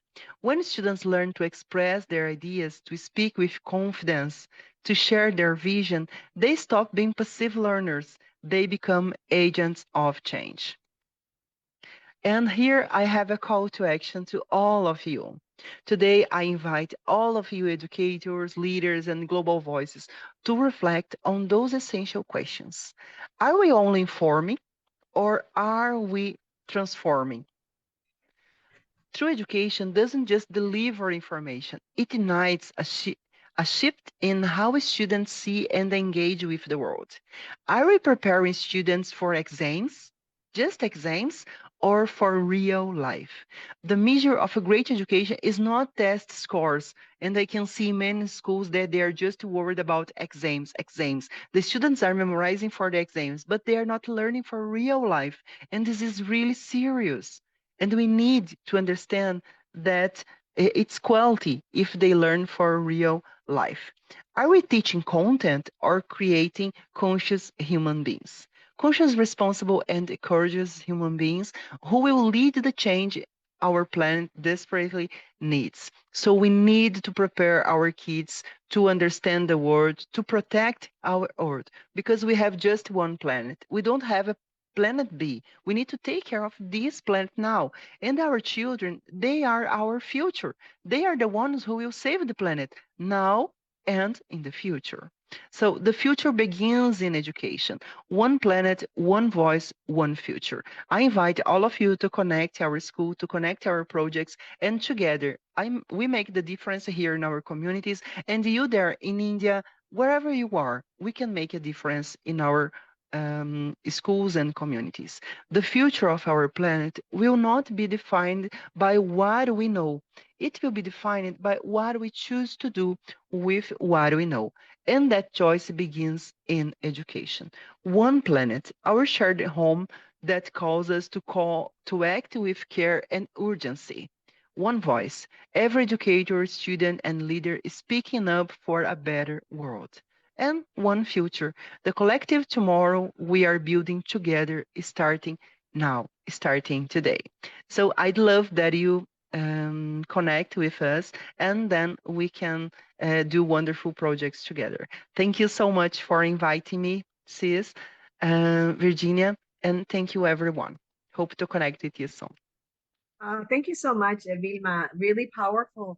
And you know that we do have in our platforms James International School in India, you're right.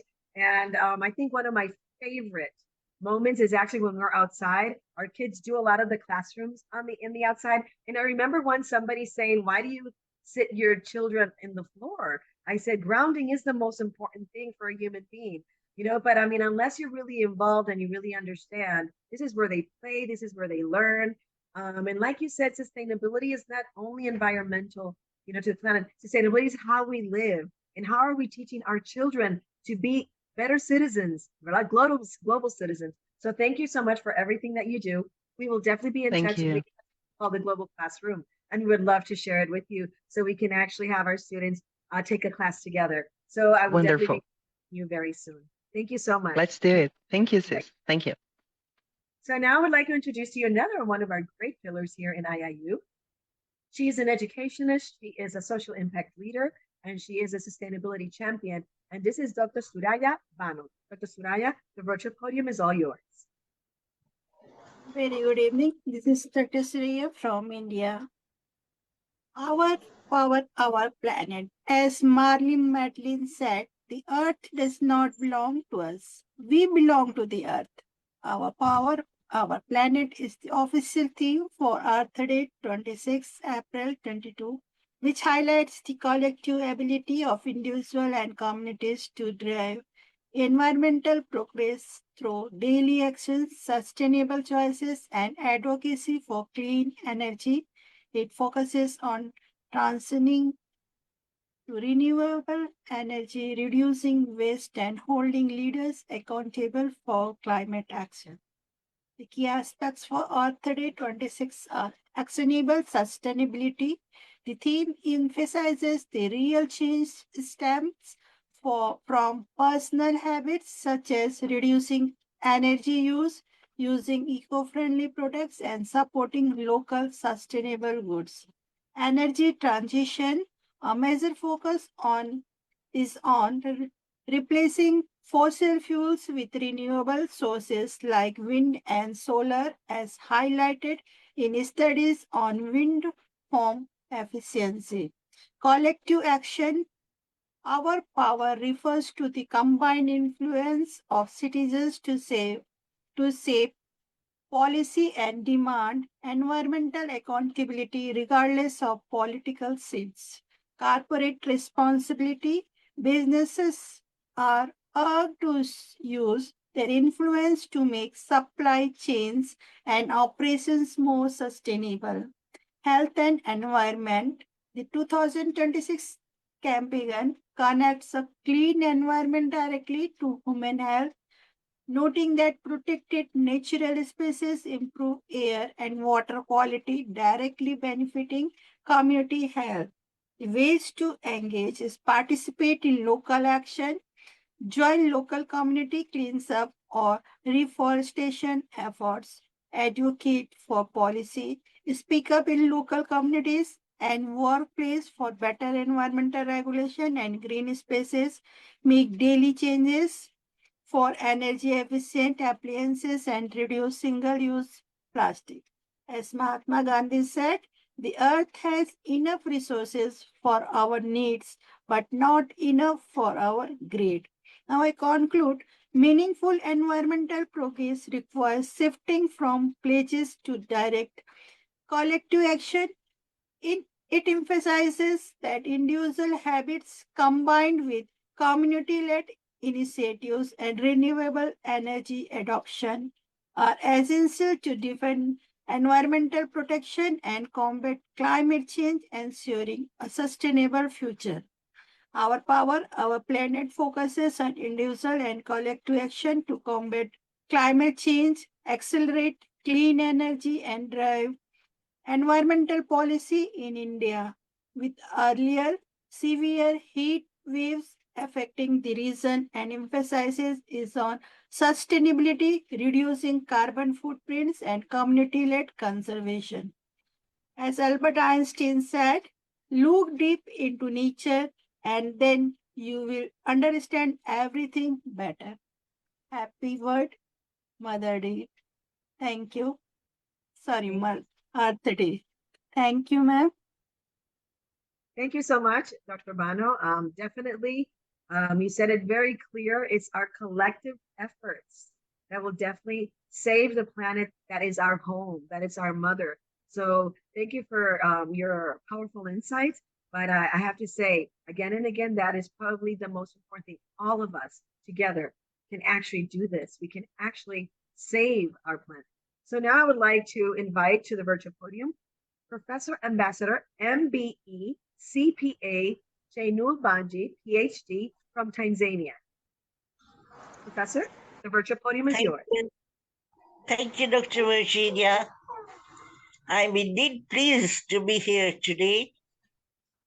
And may I first and foremost thank IIU's platform for this beautiful opportunity to express my views.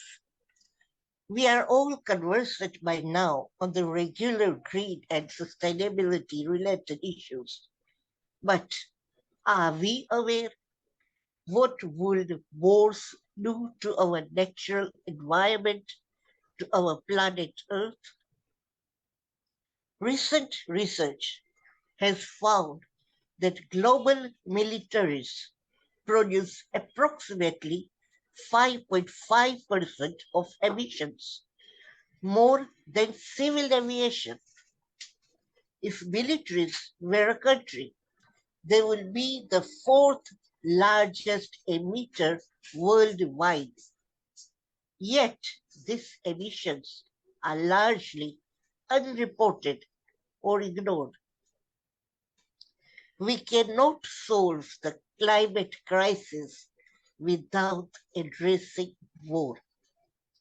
While people are often understandably focusing on what nuclear war is, what it could mean for humans, both the direct and indirect consequences, but nuclear wars are devastating for wildlife, plants, and entire ecosystem. The current impacts of nuclear testing and production do not compare to the climatological disaster that will follow even a limited nuclear war. For decades, scientists have warned and modeled the climate disruption that will follow if any nuclear conflict exists. After the explosion, smoke and dust from firestorms will block the sunlight from reaching the Earth's surface and cause an abrupt drop in the global temperature and rainfall, leading to a shorter growing seasons and decreasing overall production and fish stocks worldwide. The launch of just 100 Hiroshima-sized nuclear weapons, less than 10% of the global arsenals, will release 5 million kilograms of soot into the upper atmosphere, spreading globally and staying there and rapidly cooling the planet. A nuclear winter will not reverse the effects of global warming. The changes in surface temperature, solar radiation, and precipitation will exacerbate some effects, including ocean acidification and damage to the ozone layer. Recent studies modeling the potential climate effects of nuclear war using crop yields, marinary fishery, and livestock production as indicators, found that production levels across the board will drop catastrophically, leading to global famine. Climate change and nuclear weapons are both man-made threats that put humanity's very survival at risk.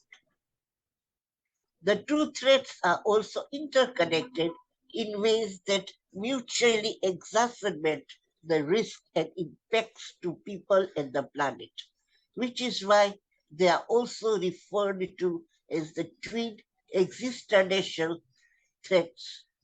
The connections include the global famine caused by the climate disruption following a nuclear war, other environmental damage, and vice versa. The diversion of financial resources, which could be also combat climate change and powerful economic interest in preserving the status quo. Nuclear winter, global famine, environmental devastation, and for decades scientists have warned of and modeled the climate disruption that will follow any nuclear conflict. It's time to raise and to awaken and to be vocal about the wars. It's high time. We don't want to face famine. We don't want to face untimely death. So it's time to awaken and raise voices against wars, no matter where we live globally. I thank you all for listening to me so attentively.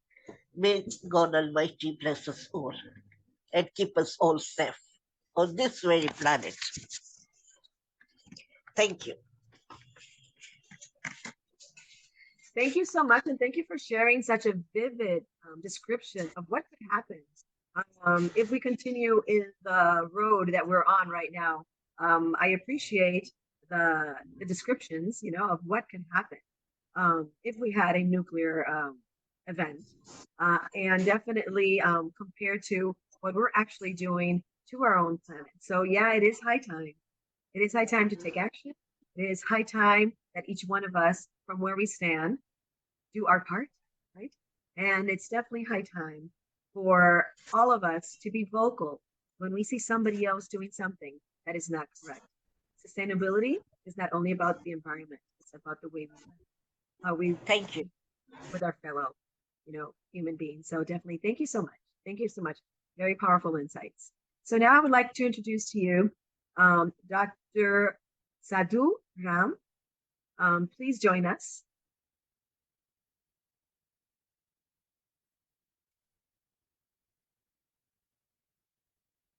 Okay, if Dr. Ram is not available at this moment, I will invite Dr. Froilan Mobo from the Philippines to join us now. Dr. Mobo? Okay, very good. Welcome, sir. Yes, good evening, dear colleagues. So, distinguished colleagues, fellow advocates, and global citizens, of course, the world is not waiting, the planet is calling. Today, as we mark World Earth Day 2026, recognize that the future we once discussed in journals is our current reality.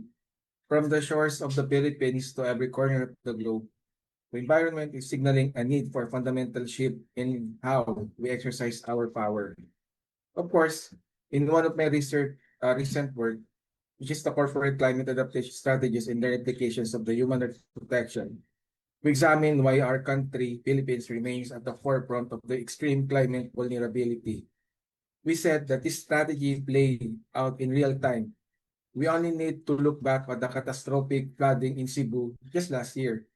In the unprecedented rainfall from Typhoon Tino, turned streets into rivers, not just because of the weather, but because of the systematic failures in environmental governance, where rapid urbanization and degradation of our natural watersheds left our communities defenseless.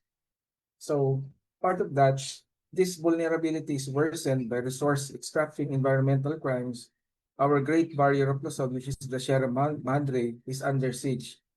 Despite its role as our shield against typhoons, it loses thousands of hectares of forest cover every year to unregulated logging and illegal mining. When the Sierra Madre is stripped, it is just trees we lose. We lose the lives and livelihoods of indigenous farming and coastal communities who depend on the range for protection.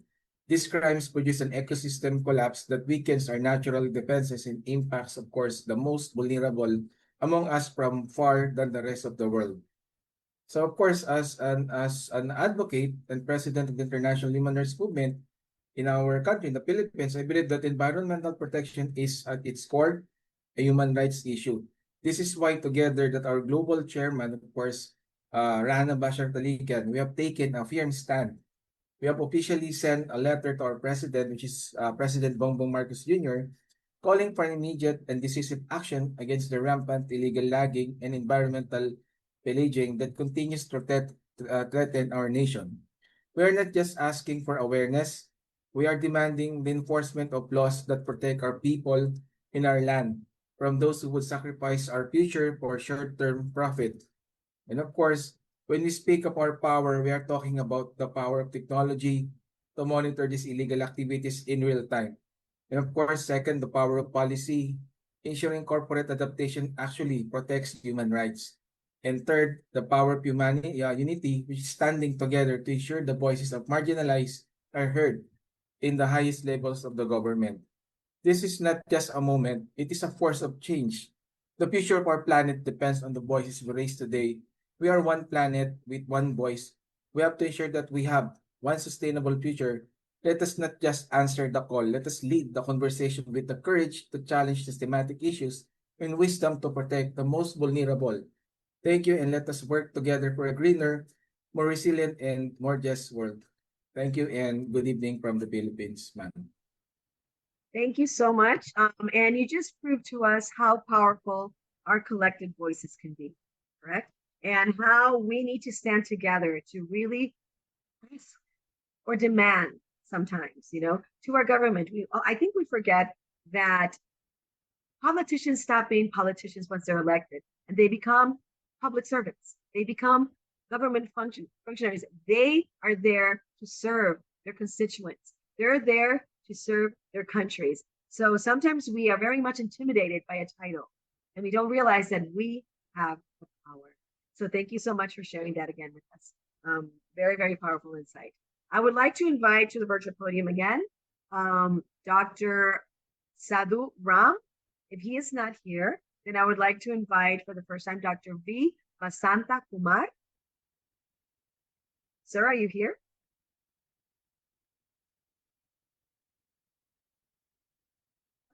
Dr. Carol, are you here with us now?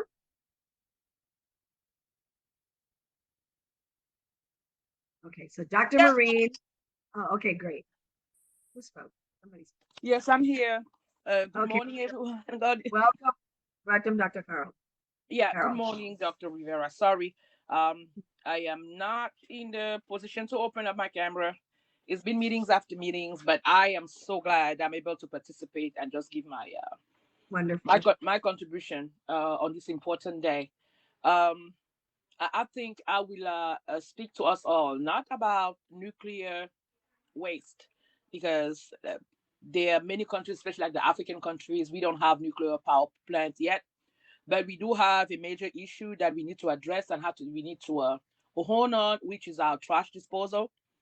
We need to teach our young people, even have community gatherings to teach people about why it is important for our governments to have landfills where companies can go and learn how to recycle the materials. For example, our oceans and our communities sometimes end up surrounded by trash, huge amounts of trash, and that affects community members' health.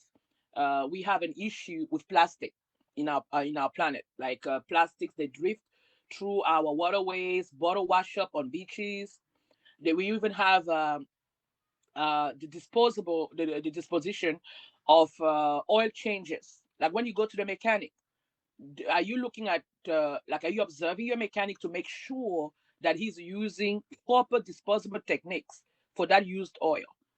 Because what we found out is like people just take either trash, garbage, batteries, the simple batteries we use at home.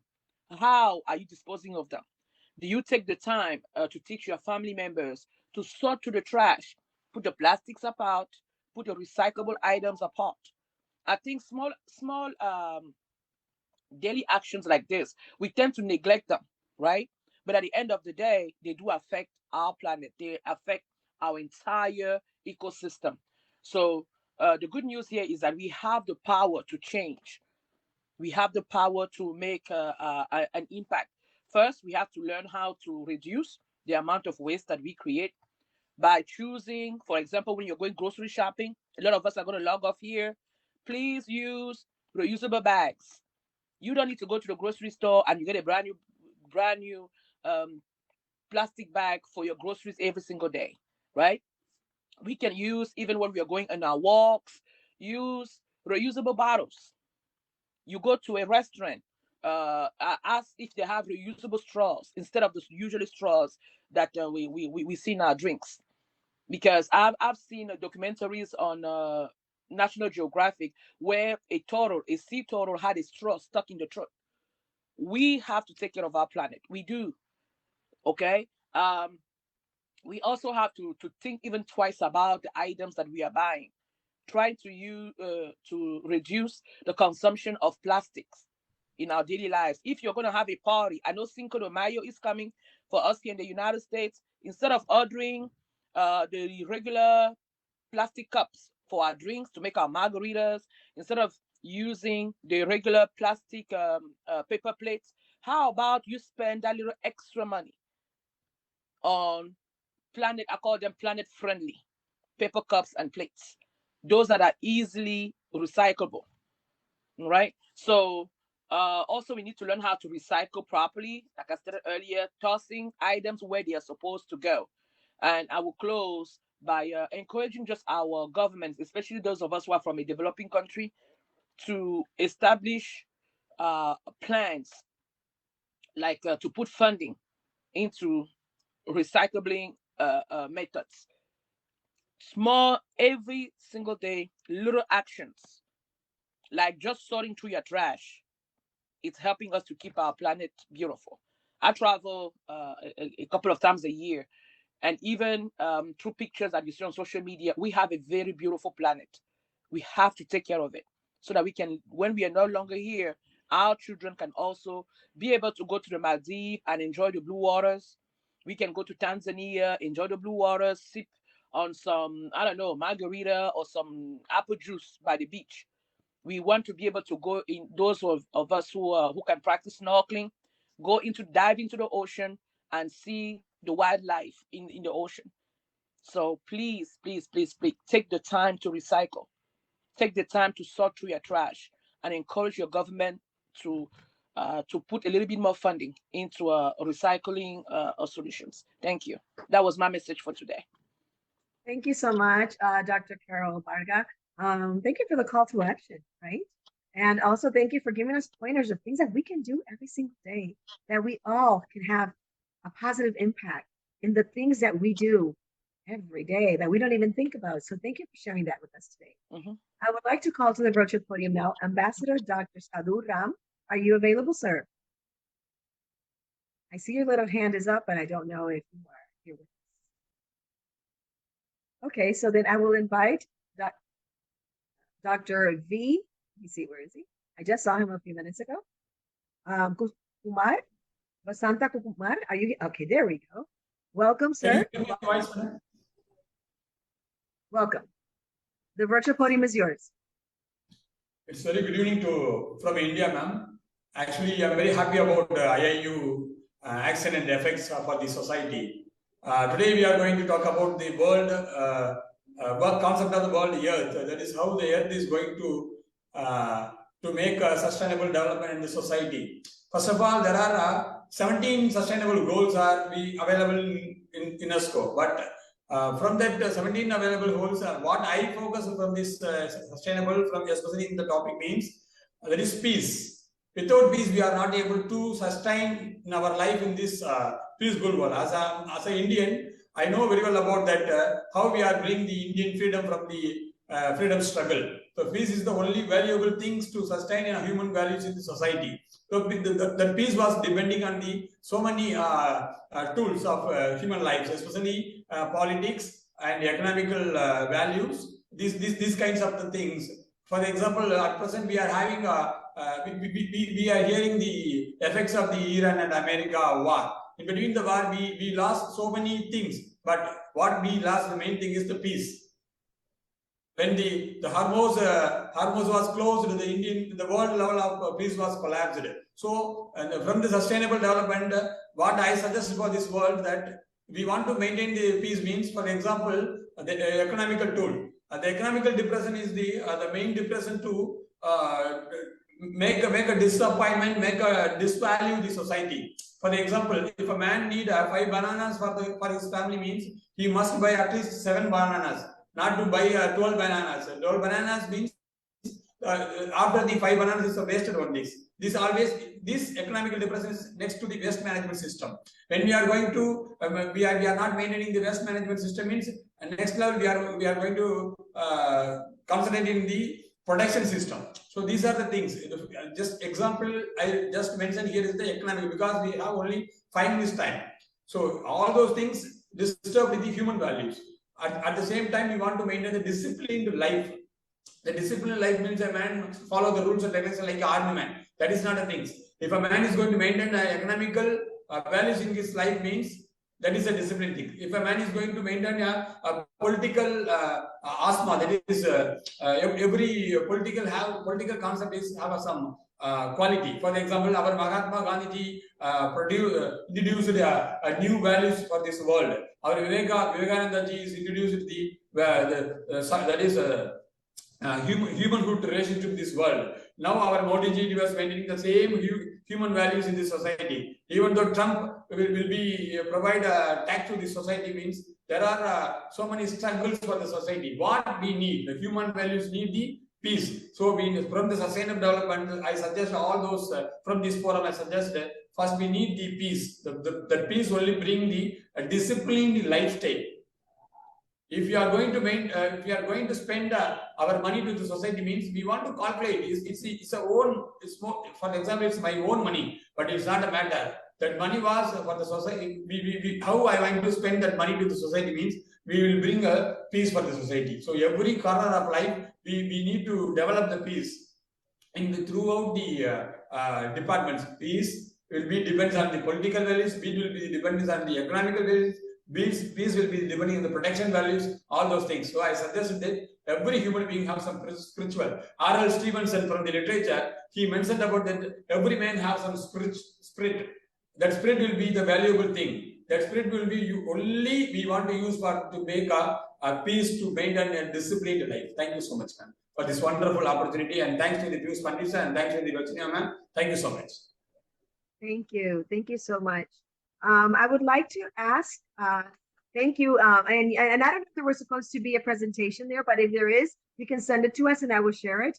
I don't know, but thank you for giving us such insightful examples, right? And I would really love to look at, I think you were looking at a presentation that did not come through, but if you can share it with us, that would be wonderful. Thank you. Thank you again for participating today. Is there anybody else that has not spoken yet?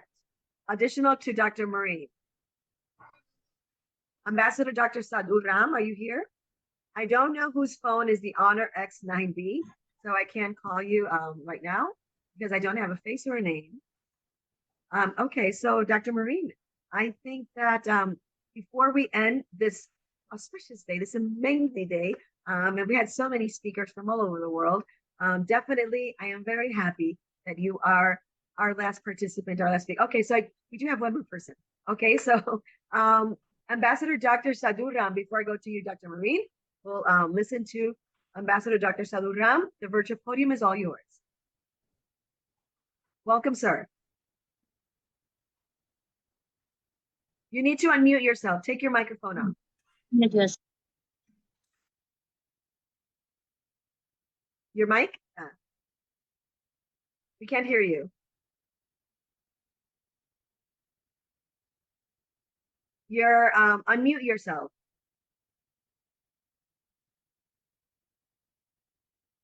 Let's see if I can unmute.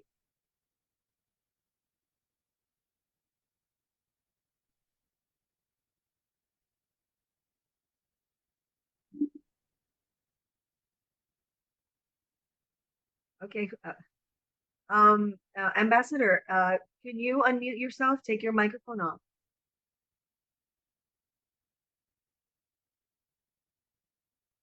Maybe we have to tell him in his language.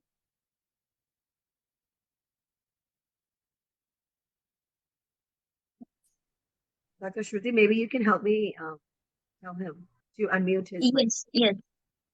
Yes. Dr. Sadhu, just unmute yourself. Are you able to hear us? I think he is rejoined, I guess. Yeah, till that time we continue with Dr. Marima. Maybe he'll jump in again. And then there's Honor. Who is this person? I'm sorry that we can't see your name or your face, so we really don't know who you are. I know. Srividhya, they've sent their details on the chat. Dr. Prem Okay, Adish. Dr. Prem. Okay. Dr. Prem, the virtual podium is yours. Go ahead.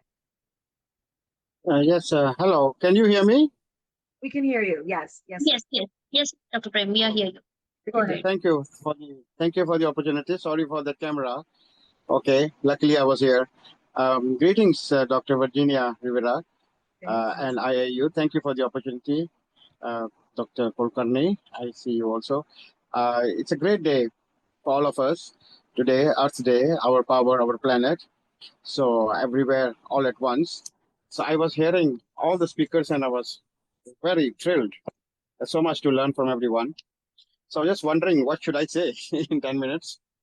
I was just wondering, and then I did some research, and I found out that about 1 billion people are today expected to participate in the activities, which we all know, like cleanups and tree planting and policy advocacy, aiming to combat the climate change, the pollution and biodiversity loss that is happening. There was a mention of that wars taking place, the geopolitical conflicts by our Indian speaker just recently, which was very impressive. And I was just thinking this is not out of context because we are on the planet and we do not have another one. And we do not want another world war. So yeah, not the type of speech I would love to say, but I think I do not want to mince words because even if in 8 billion people, only 10 are listening, it should be a snowball effect where we take home something more positive than just what we do on our presentations. Yes, we in Malaysia are doing something which will be of some interest to all of you. Sustainability weekend series we are doing, the series of workshops, the clothing swaps, the screenings and discussions, and the promoting the circular fashions, and there are about 60 to 100 participants, up to 300 clothing items swapped per event. Something I noticed not anyone is doing in the world, which is wonderful. And our power, our planet, as we call it, it is the 57th year, they say. It is the powerful 24 hours that we are now having it. What are we going to do about it? Make speeches and then forget about it? As a medical doctor, I was in the doctor's COVID-19, and I found myself in the task force 24/7, and where I found out the reality of life when I started losing my own friends. And that was when I woke up and I just thought that it is about time that we save the people on our planet. Our planet means the people of our planet. So life is important. Of course, in today's life, as I'm given only 10 minutes, we can connect ourselves to the plastics, but then there's a human health connected to it. Have you seen cartoons where they say, where is the paper bag, the plastic bag? They said, just cut the fish. You'll find the plastic bag inside the fish. Look at the paradox here. We all, maybe some, eat fish, and we all use plastics, and imagine where the plastic is going. So fighting the fast fashion, let's educate the consumers about the effects of the fashion industry on our health and planet. We defend the environmental laws. Do we? Providing the data and legal advocacy needed to protect the ability to regulate the pollutants. Oil has risen. Plastic comes from where? Petrol. So what is happening with the LPG, the LNG, the petrol, the geopolitical tensions, the wars? We cannot just close our eyes anymore to what is happening in the world. So I am being an ambassador for youth and sports and education and peace. So we promote the climate literacy to schools, ensuring the next generation of voters isn't just the concerned, but informed and ready to lead and fill the green jobs of the future. So we need a greener tomorrow. Will it come? It will come from us. So the future of the planet 2026 and beyond, the climate change that's taking place now, the floods, the earthquakes, the pandemics, like the COVID-19, the pollutions, the droughts, the extremes of weathers, the wars, the geopolitics, the economic crisis, the rise of the fertilizer, even the agriculture will be affected. So it's time to wake up the world. We need a green environment, not tomorrow, but today. So the climate change is real. Sustainability has to be acted upon now. As somebody said, the United Nations SDG has 17 goals. As a medical doctor, I am most focused on the goal number 3, health and well-being for all by 2030. It's 2026, only 4 years left. Do you think I or anybody else will be successful? No, we are lagging behind because there is no political will. So we need carbon net zero. COP30, as we call it, the fossil fuels have still come back again. Oil has risen, gas is short, so coal will be there. So in other words, the oceans are rising, the polars are melting. So where is the safety? Either in the urban or the rural areas. The air is polluted, so is the land, so is the water. So the cities, towns, villages are suffering. Yes, we say Finland is the happiest country in the world. Bhutan has the happiness index, and we are so much concerned about money, mafia, the human greed, that we only talk about GDP, growth, top people, rich people. Ultimately, we're going to go empty-handed. So I use this platform today to voice my opinion that if it is our power, then you remember it is our planet. The world is not waiting. The planet is calling us. So from the local action to the global impact, I am really very grateful to IIU for all the organizers have done a wonderful job here. So this is not a moment. I'm reading your lines, actually. It's a force of change. So let us all lead this conversation, inspire the change, and let's create an impact, because the future of our planet depends on the voices we raise today. So maybe I'm tonight's last speaker, but maybe I'll be as impactful as others, and let the 8 billion people, whosoever is listening, even if it's 10, there be a snowball effect, so that at least we do our bit, as we have a short journey, a short time on Earth, but let's make all the difference. God bless all of you. Good night from Malaysia. Thank you very much for the opportunity. Thank you so much for making the time. Thank you for your opinion. I think that all of our opinions are important, and this is definitely a platform to bring your educated and opinion, because you live on Earth and you are going through the process. So I really appreciate everything you said. As we talk about what can be done, and definitely there's so many reasons to be negative, and there's so many reasons to be pessimistic, because no matter what we do, we continue to see that the needle's never moved. You know, we have 17 SDGs. I always say the same thing. If we don't put action behind those words, if we don't put action behind those goals, they're just goals. They'll never come to reality. So as we speak about this and we speak about our planet today, we must also speak about where change truly begins. And before I introduce our last speaker, I want to speak about where we begin. From where can we start? And it begins in our communities. It begins in our classrooms. And I want to speak about something that's very close to my heart. I am a business partner here, but I am a heart partner. I truly put my love and my heart into everything that I do at eVillage in India. It's on the other side of the world that I live in. Nonetheless, I found a little piece of heaven that I truly believe in investing in. And I'm not only talking about financial, I'm talking about effort. This vision of is coming to life in eVillage, and I want to share with you what this is. But I want to start with James International School. Here, education goes beyond textbooks students are not only learning about sustainability, they're living it every single day.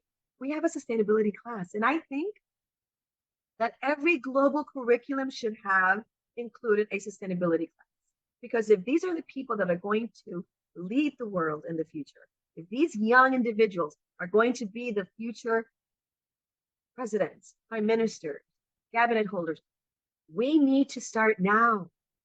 And all schools should have a sustainability class every single day. So in IIU we do, and we do it through regenerative agriculture. We do it through organic farming. We do it through sustainability education that connects knowledge with education and with action. You know, teaching our kids the small things that they can do is very important. Having them understand land and respect the land. They're learning from it every day because they came from it. We need, I want to bring an example. When I first started in eVillage and James International, I wanted to create a movement to clean the areas around the school. And it was funny because after we did it, the kids were happy, everybody was happy. A parent said, I do not send my child to school to clean. I send them to learn. And I said, we just gave them the biggest lesson they'll ever have, ever. Because if we don't take care of our mother, the one that allows us to live, then what are we teaching them? So, it was a great learning opportunity for me that even when you try to do the right thing, it's not always going to be understood, but you can't give up. You just have to find another way to say it. You just have to find another way to bring them in. Because the future of our planet will not be protected by awareness alone. We know this. It has to be protected by those who are prepared to act. I was prepared to act. Not everybody was happy, but it's okay. We'll try again. And that preparation begins with education. And education is not always in a book. We often hear the term rural development, but what does that really mean? Too often it has meant short-term solutions, external interventions, and limited impact. But at eVillage, and I invite all of you to visit us, we're choosing a different path. We're designing systems and ecosystems where women are not supported, they're leading. Where students are not just being students, they're actually applying what they learn. Sustainability is not just discussed, it is practice. And this is not about improving conditions. This is about redefining what is possible. I don't want you to leave today being negative about what we see because we read negative things every day. And we know that we are a step away from disaster. But you know what? It's in our hands. It's in our collective efforts. So let's start thinking about what we can do from where we're at. I would love to share more about eVillage and what we do. We'll have it in another program. But I know that in your countries, where you're at, things are happening also. So let's also bring that to the front because I think we need to hear the good things are also happening because they are happening. And we need to see more of it. And we need to be brave. And we need to step in when other people don't want to listen. They used to call me Captain Planet. It was an insult, but it wasn't to me. To me, it was something beautiful because I was always like, give me your trash. I'll throw it away. Give me your trash. I'll put it in the recycling bin. And I would have bags of trash of other people, but it was my thing, right? So, and I would just put it away. But people would think that I was a little not okay, and they would say, oh, here comes Planet Queen or Queen Planet, or, and they would always have these terms for me, but don't use your plastic. I was like, I gave you a mug. Why aren't you bringing your mug? So I would always do this with I was a manager and a director. I would always bring mugs for everybody, put their names, and then let them say, you need to do that. And if you don't, a quarter goes in the bank. So if you did not use your plastic, they would have to give a quarter. So, these are just little things that we all can do, but it's being aware and going from awareness to action. So now I want to pass this over to close this incredible event to my dear sister, somebody that I admire immensely, that I do hope to meet very, very soon, Dr. Ambassador Maureen Mia from South Africa. The virtual podium is all yours. Thank you so much, dear Sister Virginia. I would say that I commend this Queen Planet for sure for what she's doing. Keep doing it. Keep doing it, because that's your queendom right there. Okay. Yes, it's lovely to be here. I greet everyone in the universe, greeting of peace with blessings. Today is an amazing day. I'm sorry that I am late, but I had something else that came up, and it is there. But like I said, I'm here, and that for me is the key part. And today is World Earth Day, and we talked about the theme, and everybody had so many things that they said. I just want to concentrate a little bit on that theme. It's what is it? Our power, our planet. The word "our" is not there for nothing. That word "our" is actually there strategically, I think, which means it's a collective. It's not no one person's responsibility, no one community responsibility. And then when it says our planet, it doesn't say country, it doesn't say city, it doesn't say continent, it says planet. And that for me just means one thing. And that means that the Ubuntu, South Africa, we have this thing about Ubuntu, and I think it's across the world now. That Ubuntu essence is everywhere. So every one of us really has to be unto the same, because we like one. This is one planet, which means we're all breathing. We need to breathe. It might not be the same time zones, etc., but we are on the same space. So where's the respect for that if I want to do something against that space of yours? And that for me is very key. And for me, it's not just about celebrating Earth Day. It's creating an awareness for how we have to celebrate this Mother Earth gift that we have every day. And what better way to start doing that by teaching our children who can teach their little people in their houses. I mean, right now we inundated with children who are very technologically advanced, right? I mean, I go to my daughter to help me with my phone still. So the kids are like, and the kids in primary schools know stuff about IT and technology that we just don't get. But by the same token, surely if we inculcate something in them to realize the importance then of where they're at and the environment they're in, they would have to lead us through that same space later.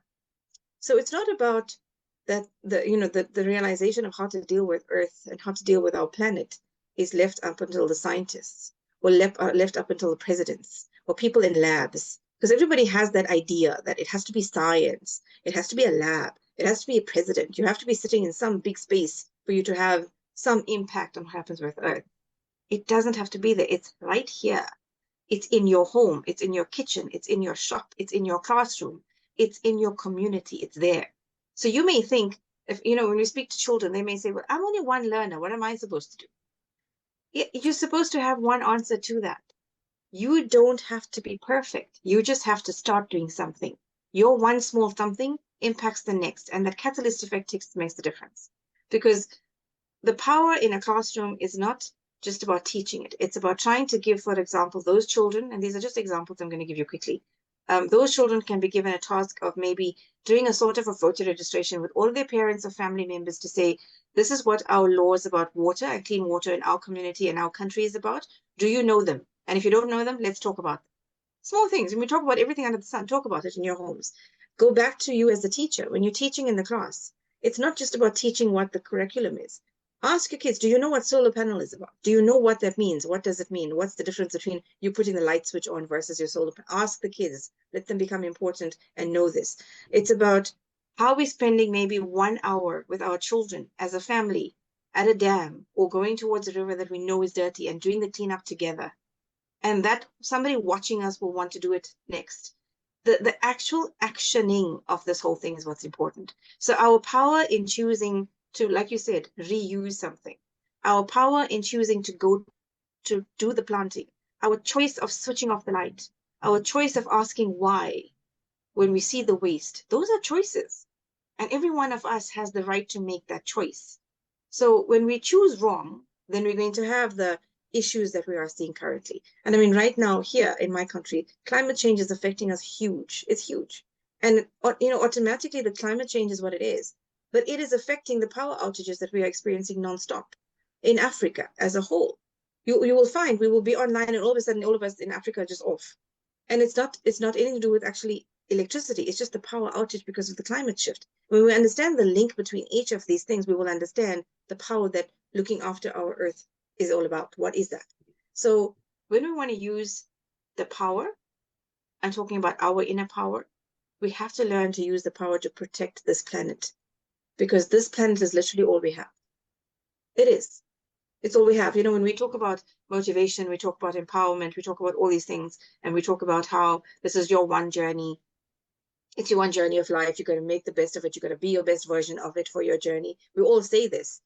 How are you going to live that journey if the purpose and the space you're living it in is not protected or looked after? And if we keep teaching everybody that the onus is on you to take care of you, you have to be aware of yourself, you have to do all these things, ABC, to empower you, then what do we do to teach you about how to empower yourself about the space you are in? Because there's one thing I'm going to leave you with, and I'll conclude with this. I am somebody who teaches the value of energy. And I'm not talking science energy. I'm talking just energy. You are energy. Everything about you is energy. You walk into a space, you have this absolute vibe of I'm happy and I'm good, but you walk into a room full of people, and all of a sudden you feel this complete drain, and you wonder what happened to you. It's the energy shift. Everything about you is about energy. And when you understand that, you understand the importance of the power of the space you are in, the environment. I'm not talking about just electricity. I'm talking about the greenery. I'm talking about going and feeling the feet, your feet on that mud, going and experiencing what the raindrops feel like, watching what the lightning might look like, because there is a shift in how the lightning even looks nowadays. Be aware of these shifts that are happening around you, because then you will know what you need to shift about you to adjust to it. Because let's face it, some of the things in climatology we really don't have control over, but we do have control over certain parts of it. And let's focus on what we can control and what do we do to make it better. Because I think we got to take a pause. We got to see what can we do to make the shift? What do we have to make it different? And then count on our fingers. What am I doing? We're not saying do a whole lot more. I mean, I can't walk into government and say, you're not doing this right, go and do this. But I can talk to my daughter in my home. And I can talk to my kids in my classrooms and my different schools I visit. And I can, on platforms like this, share what I think or feel. And we can then take that across to make sure something gets done in our spaces. But it takes the one to have the next happen. And then it really becomes exactly what this whole, the theme is. It becomes ours. It becomes our power to actually look after our planet. And I really believe that word our is so key because it means we own it.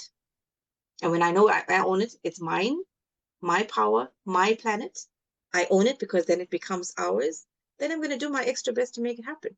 So how we view it, how we actually accept it will become how we work towards it. Thank you so much, my sister Virginia. And thank you to IIU for having this awareness program. I love to hear you speak. We leave with such hope, every time. And that's definitely a gift. Not everybody has that. We all have different talents. And your talent is this one, is the one that you give us this hope every time that we speak. Some journeys are not built in a day. And we know this that we are embarking on and that we've been trying to speak to for so long. It's just work, but it's doing it. Our journey in eVillage, and I'm going to bring this up again because today's Earth Day, and it's all about being in Earth and really appreciating what we do. But this journey in particular was not built in a day. It's being built right now with vision, with patience, with relentless effort. Let me tell you, it is so hard every single day to do the right thing, right? To really think, why are you there when you could be building incredible skyscrapers and making a lot of money, but you're doing the right thing because you know that it's for future generations. I would love to invite every single one of you to look us up on Facebook, eVillage and Aluamai, and eventually visit us. And I want you to have a glimpse of what what construction looks like and sustainable construction. Maybe look at a mud house. We have mud houses here, so you understand what traditional living is in India. And what those materials are, they come from earth. This is why they're indestructible. Anything can come and that mud house will stand. It will stand. I am amazed at this. From an empty piece of land to the step-by-step creation of somebody's thought. And I have to say, Advocate Piyush Pandit, additional to being the founder of IIU, is the founder of eVillage. He is the creator. And every brick that carries construction and building brings a story of dedication, sleepless nights, let me tell you, and steadfast belief that it can be done. So if you have some land at home, think of what you could do. You could have a garden, you can have a vegetable patch, you can invite people to do that for you. One of the things that I love the most is that in eVillage, what grows belongs to everybody. Anybody can come in and take the food and take it home. This is a beautiful thing. And I really wanted to share it because it's something that is happening now and that we can all do. So this journey is very close to my heart. Every stage reminds me of the great vision that Advocate Piyush Pandit had and told me and shared with me, and I believed. So I took the courage, and I am persistent. I have faith. And even when I am 15,000 miles away, I truly believe that we're doing the right thing. And I want you to have that same call and live. And this is the country that you live. This is the world that you live in. This is the nation that you live in. eVillage is not just a place. It is a living idea where nature, simplicity, and innovation come together. The journey continues. I invite you all to join us. And I know that the best will come. Yet, and so here, Dr. Shruti is a lifetime member. She believed, and I think that everybody should at some point or another really see what is happening here and think about how you can do this where you're at. Sister Virginia, I just want to say one thing very quickly. You said something about, and I know it's e-village, right?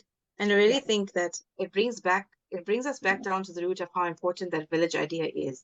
I mean, right now, if you are growing something in your garden and your neighbor has something in theirs, there's no way you can just walk into their yard and just go and take one of the pumpkins. You get what I'm saying? And yet, when you have the village idea, you realize it's one and all because we are one. And that concept is what we have to try and reinstate in humanity again. That actually what comes from the earth is all of ours. We all need to share. And I love the idea. Yes, I do pray to be there very, very.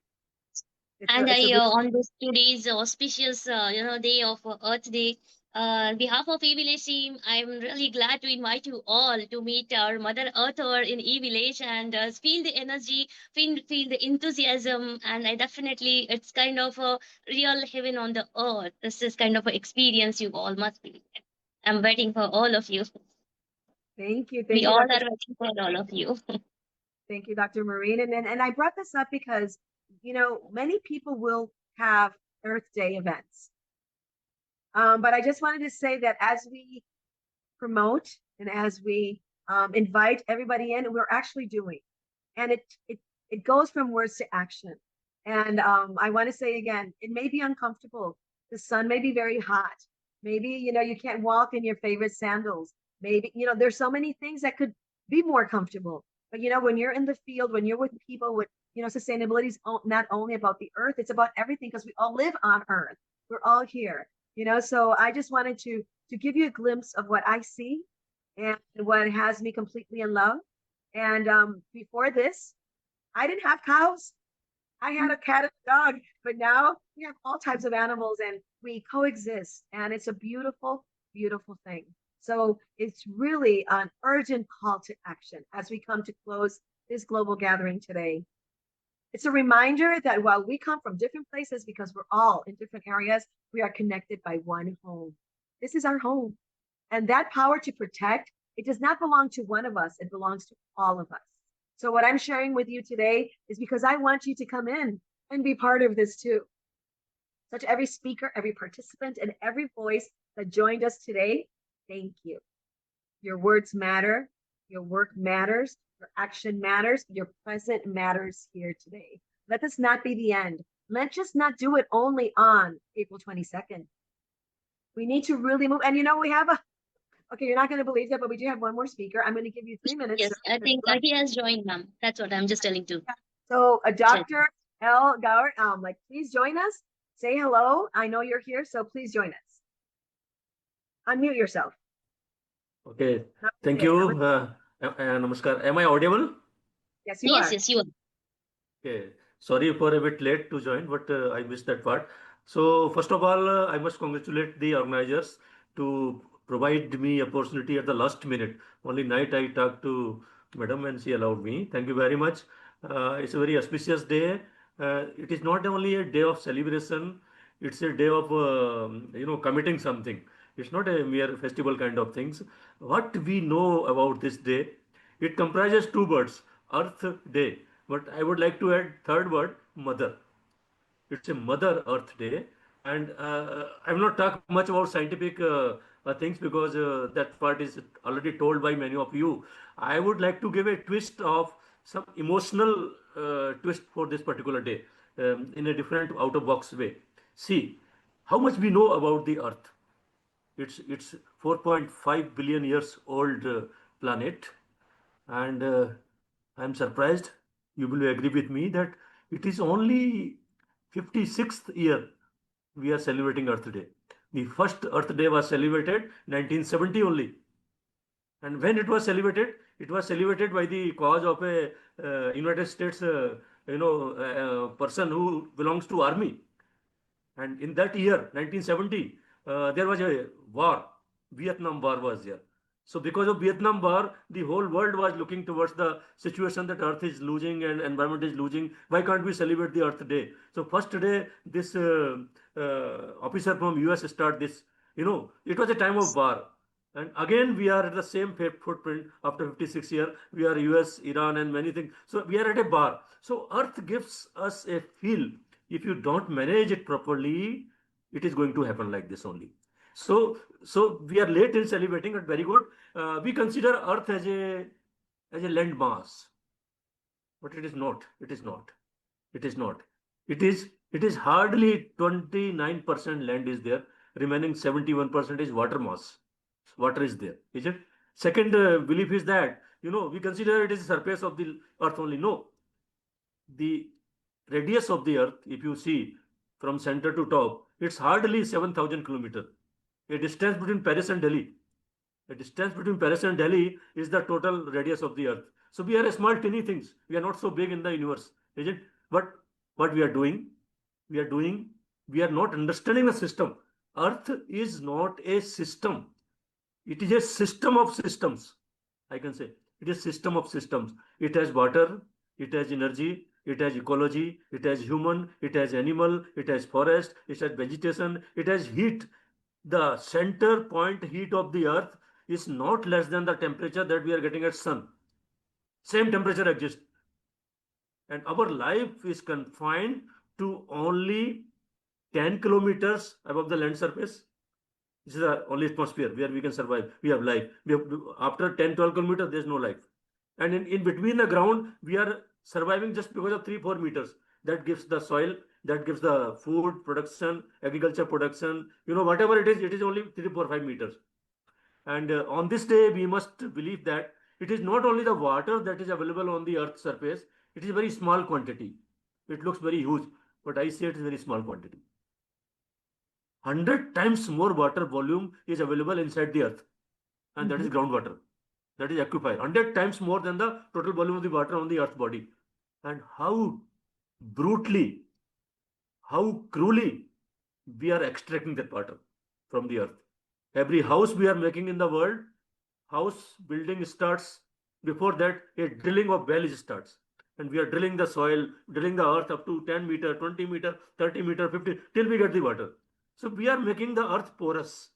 We are killing our mother by putting several injections at very intensive speed and very close spaces. So this way earth is getting disbalanced.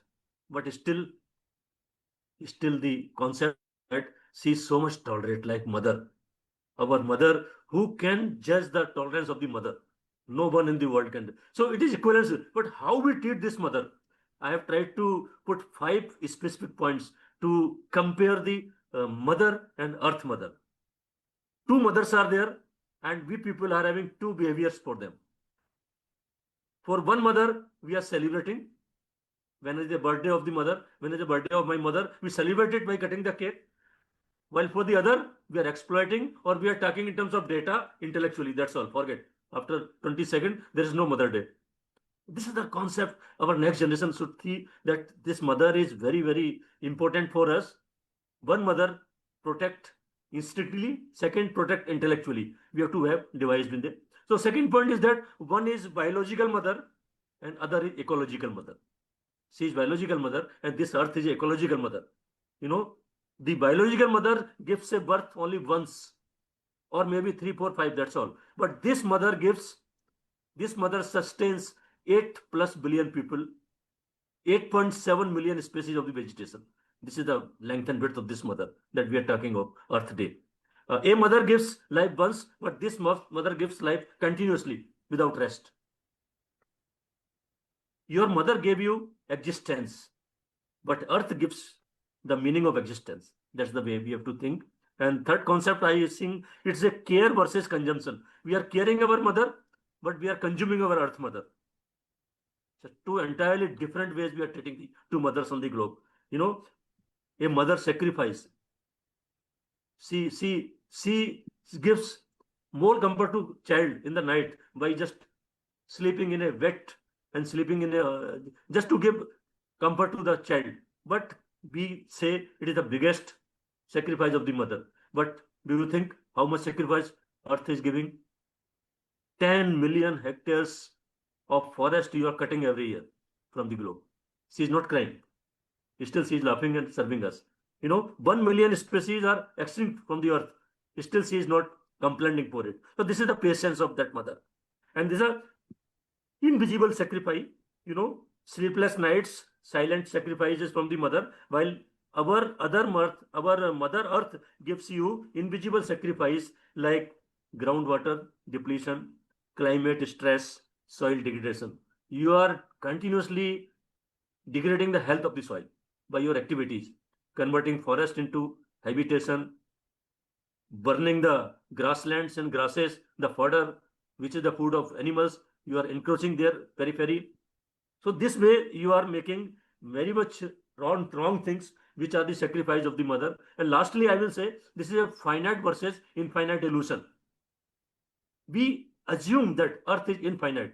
No, you are wrong. It is not infinite. Fresh water on the earth is hardly less than 1%. Out of the total water, only you can use 1% water. Rest is beyond your reach. And second is, atmosphere is only 12 kilometers, 10 to 12 kilometers. Beyond that, there is no life. So you are very confined kind of things you are having. Don't consider earth as infinite. Your mother has emotional bond, but your earth has economic bond.